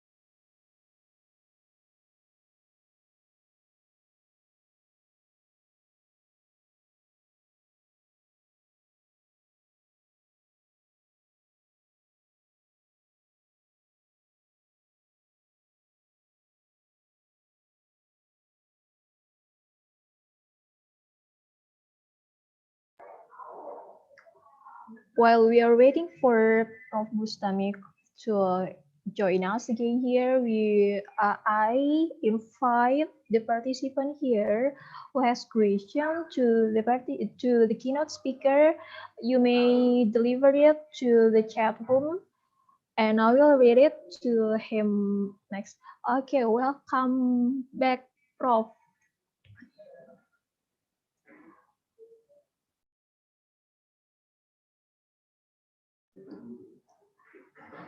Okay, it's still muted. We will wait.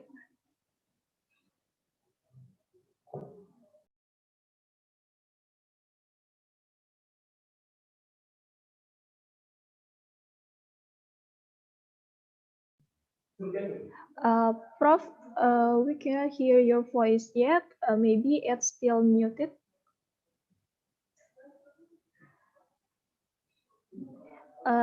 It's still mute, Prof. Okay? Okay, Prof. Great. Yeah, it's a problem, mah. Yeah. Okay, Dian. Yeah. So I want to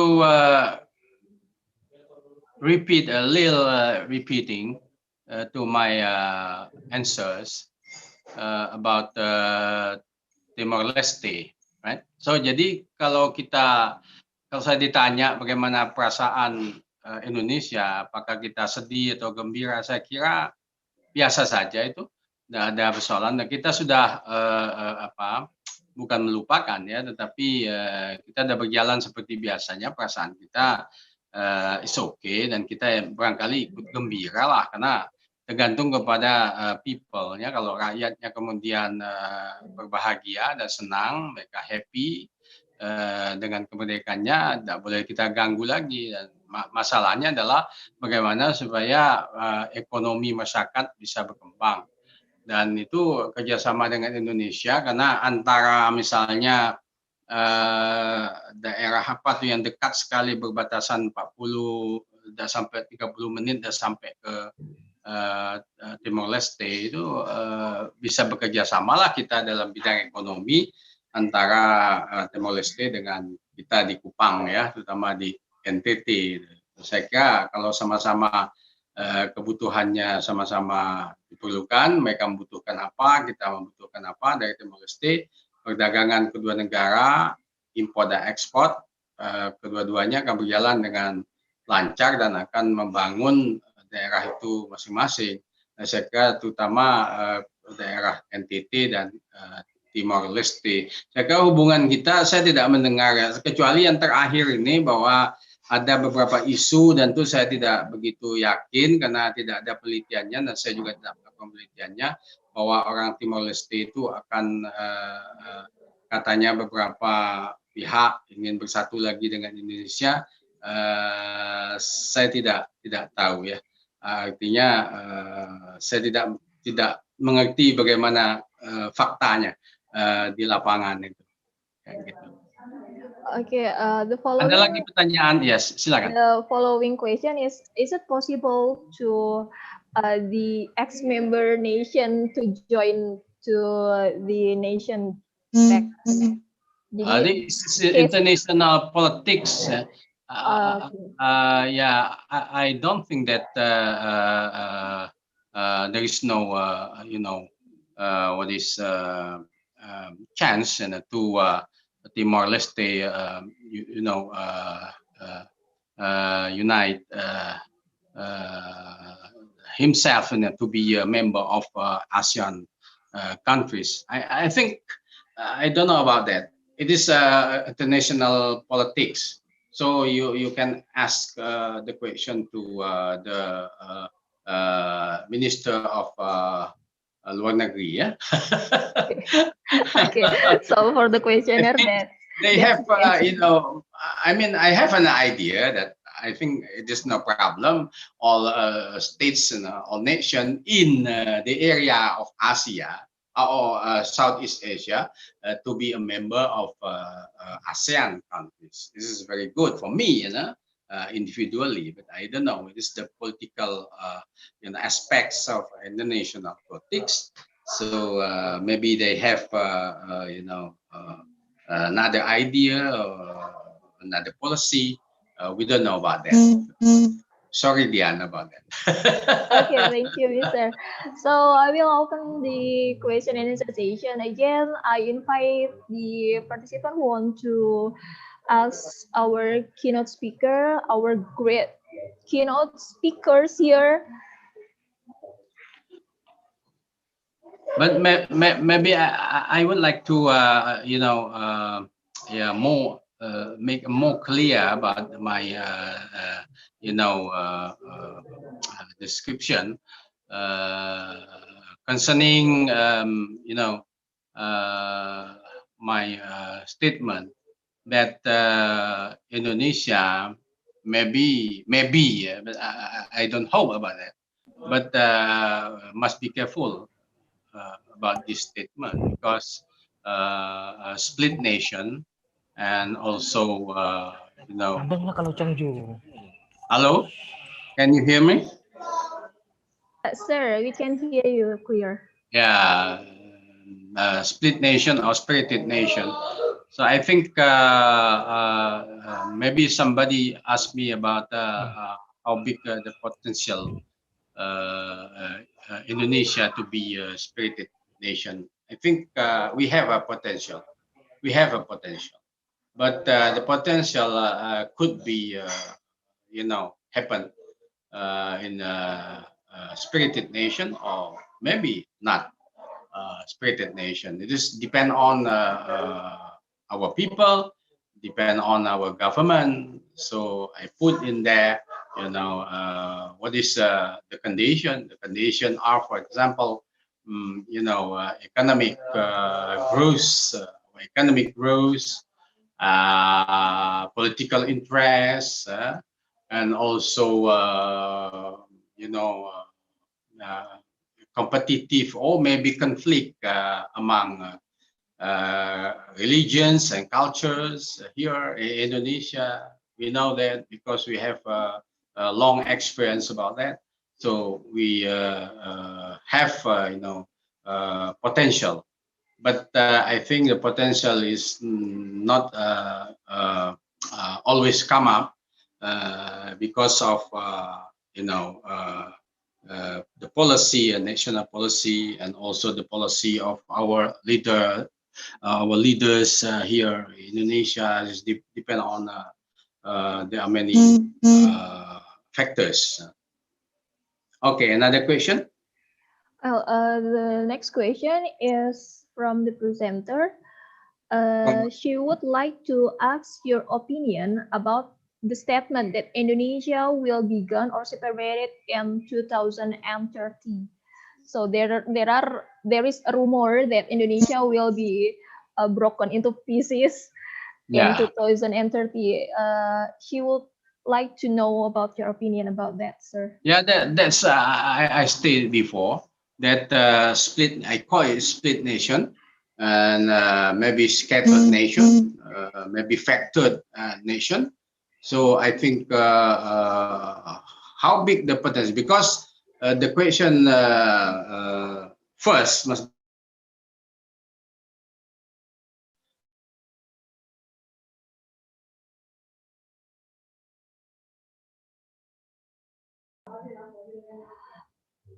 Okay, there is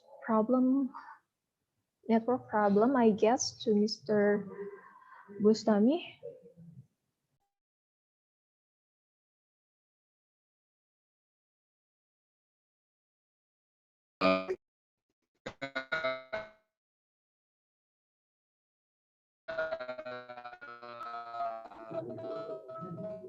I'm sorry, sir. Maybe due to unstable network, so cannot hear you clearly.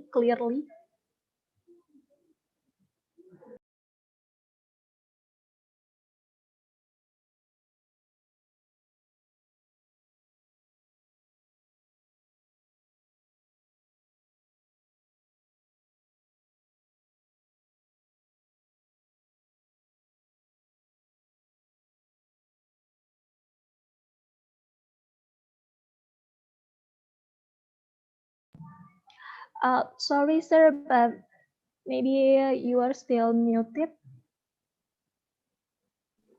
Okay, thank you. Yeah.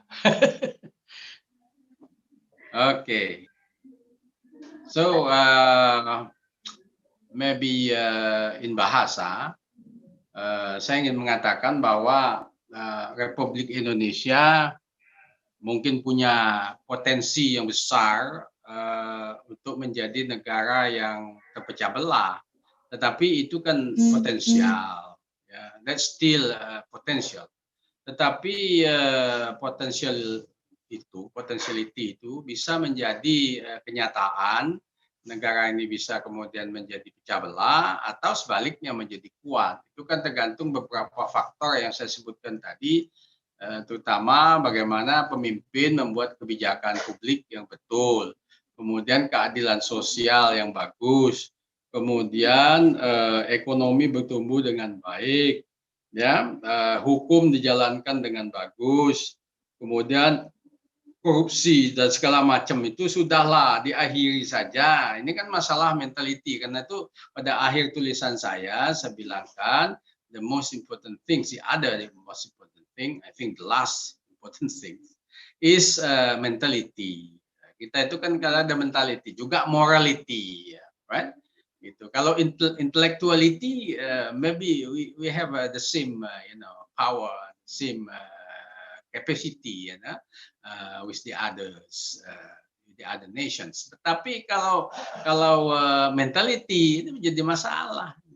Nah, kadang-kadang orang moralitasnya sudah bagus misalnya, tapi mentalitasnya jelek, itu juga kemudian bisa mengakibatkan seseorang itu yang tadinya baik menjadi jelek juga. Ya, tadinya tidak suka, barangkali mungkin belum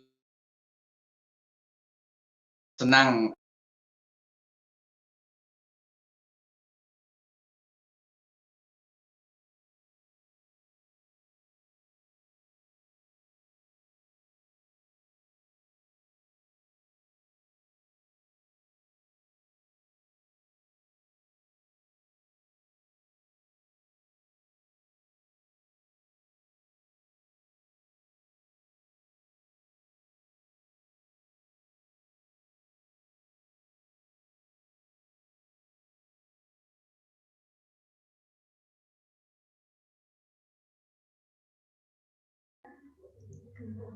Well, I do apologize to the unstable network that disrupt our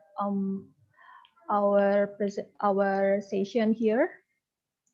While we are waiting for Professor Bustami to join us again, here is the link for the participant attending.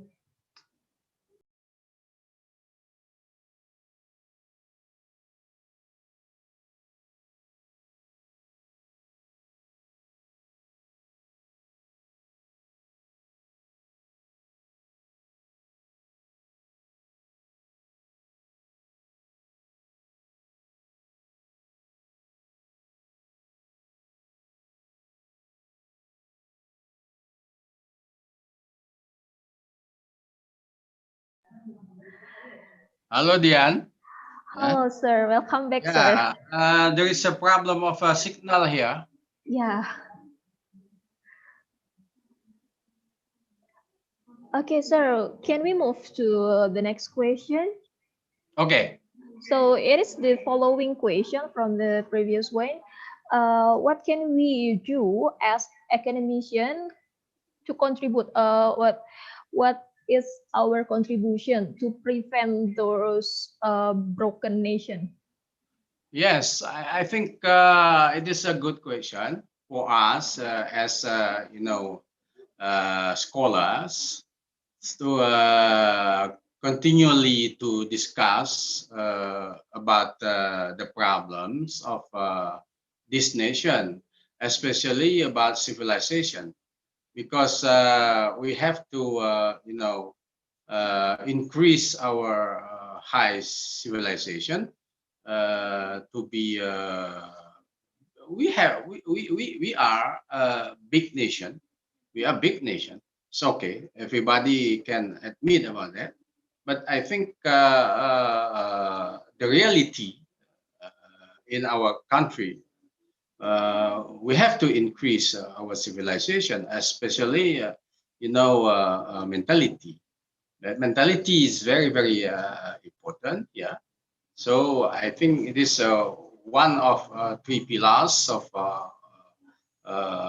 UBB, also University of Bangka Belitung. You have intellectuality aspect, morality, and also mentality. So if we have intellectuality, I said before that we have had, I think, already about that because we have the same capacity to the others. But I think morality maybe the same. I cannot state that our morality is higher than the others. But the mentality, I admit that the mentality is still low. So we have to increase it to the high level of mentality, especially discipline, how to work hardly, and also appreciating time, etc., etc. You know, so I think if we have done that, we have practiced it. I think our civilization is maybe will be coming up and can be competitive in ASEAN countries. Okay, thank you, Mr. Bustami Rahman, for the explanation. So I will close the question and answer session here. And for the red line that I can draw here, we have the grand theme here about multiculturalism in Asia. So the first speaker talking about the politic dynasty that appears in Philippines and also started to appear in Indonesia, how the aristocrat becoming a bureaucrat, and also how bureaucrat itself is inherited. So, and the second speaker, we have Mr. Changzoo, how, if I can state, how the Korean live as migrant in New Zealand, how they survive as diaspora, and how it's hard at the beginning when Hallyu itself hasn't appeared, and now it become such blessing that Hallyu also helps the diaspora itself to grow and to be proud of themselves. And also the last speaker, the third speaker is Mr. Bustami Rahman, that explained to us about how a nation split and how the nation united, and how we maintain the united itself and prevent the split itself to become a strong nationality. So I think that's all about today. And before I close this session, I would like to ask Mr. Changzoo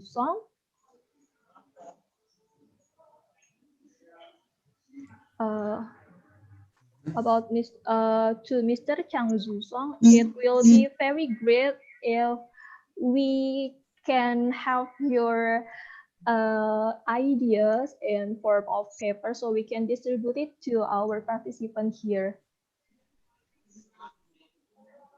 Could you repeat again? What So it will be great if we can have your paper, your ideas in your paper to distribute to our participants here.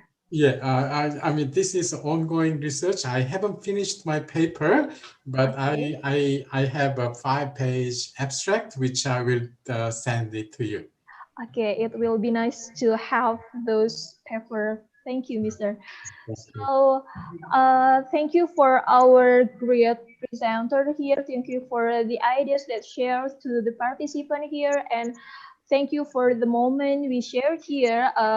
We as the participant here, and also I as the moderator here, get enlightenment and also the great knowledge that we can gain through this seminar.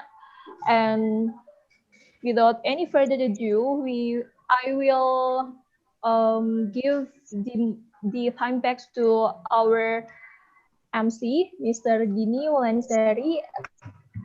To Mr. Dini, thank you.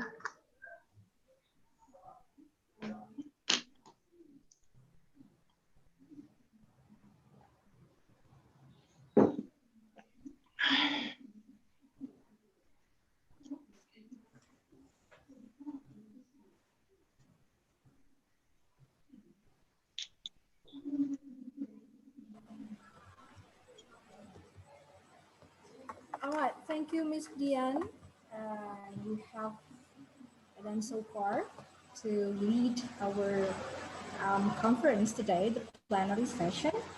Before we go on to the photo session. So we would like to invite Mr. Herlan Franklin Manalu to deliver the committee speech and also to close the plenary session, the agenda today. The time is yours, Mr. Herlan. All right, thank you very much, Ms. Dini, for your time. All right, good afternoon, ladies and gentlemen. On behalf of the ICOSOPH coordinator, I'm very grateful to welcome you all to the first international conference on social politics and humanities held by the Faculty of Social and Political Sciences, Universitas Bangka Belitung. I wish you a very productive and enjoyable day of immersion in the best and latest research in sociology, politics, and humanities. Let me give my very special thanks to my wonderful team for all the care, expertise, and hard work they put into preparing this event. Even though we are in a difficult situation because of the COVID-19 pandemic, the challenge from the Rector, Dr. Ibrahim, to hold the very first international conference in our faculty, FISIP can be successfully realized by our team. Therefore, we are going to cherish this historical moment. ICOSOPH is funded from the collaboration between the Faculty of Social and Political Sciences at Universitas Bangka Belitung with Eurasia Foundation from Asia, Tokyo, Japan. The main aim of ICOSOPH is to promote research in the multiculturalism and nation buildings in Asia, more generally in all areas of sociology, politics, humanities, and related disciplines. We do that in main ways. Firstly, by organizing conferences like this one. And secondly, by publishing the participants' articles in an online proceedings. In total, there are 83 accepted papers, and we are going to review these papers before the publication in the proceedings. However, the presenters may choose other alternatives to publish their articles in the special journals, which are in collaboration with ICOSOPH conference. The selected papers will have the opportunities to publish in Dictee, the OAJ, and Scopus Index journals. And for your information, the additional charges apply for publishing in those special journals. And for the next parallel session, we're going to hold it from 1 p.m. Indonesian local time until 6 p.m. So we hope all the parallel presenters to get ready at 1 p.m. We are going to separate you to another breakout rooms automatically or by our administration officer at this conference. We are very privileged to have in attendance so many distinguished experts and researchers, as well as academicians. You're all leaders in your field of studies, and I'm fully confident that your knowledge, experience, and expertise will provide important insights on strengthening national mechanisms as a means of promoting nation buildings, gender equality, and the empowerment of multiculturalism in Asia. I would like to conclude by thanking the Rector of Universitas Bangka Belitung, the Dean of FISIP UBB, Eurasia Foundation from Asia, the keynote speakers, Professor Okamoto Masaaki, Professor Changzoo, and Professor Bustami Rahman, for your insightful information to the participants today. And we are also thanking the all participants and the presenters who are going to deliver their speech at 1 p.m. today. I wish you all a very successful meeting and assure you the best of luck. So see you at 1, dear parallel presenters. Thank you very much. That's from me, Miss Dini Wulansari. It goes back to you.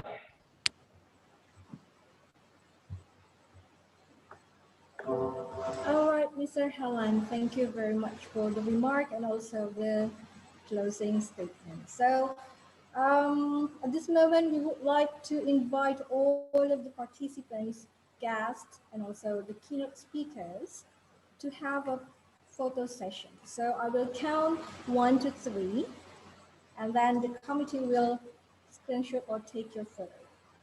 Okay, please turn on your videos. Okay. we'll check. All right, so, okay, so I will count.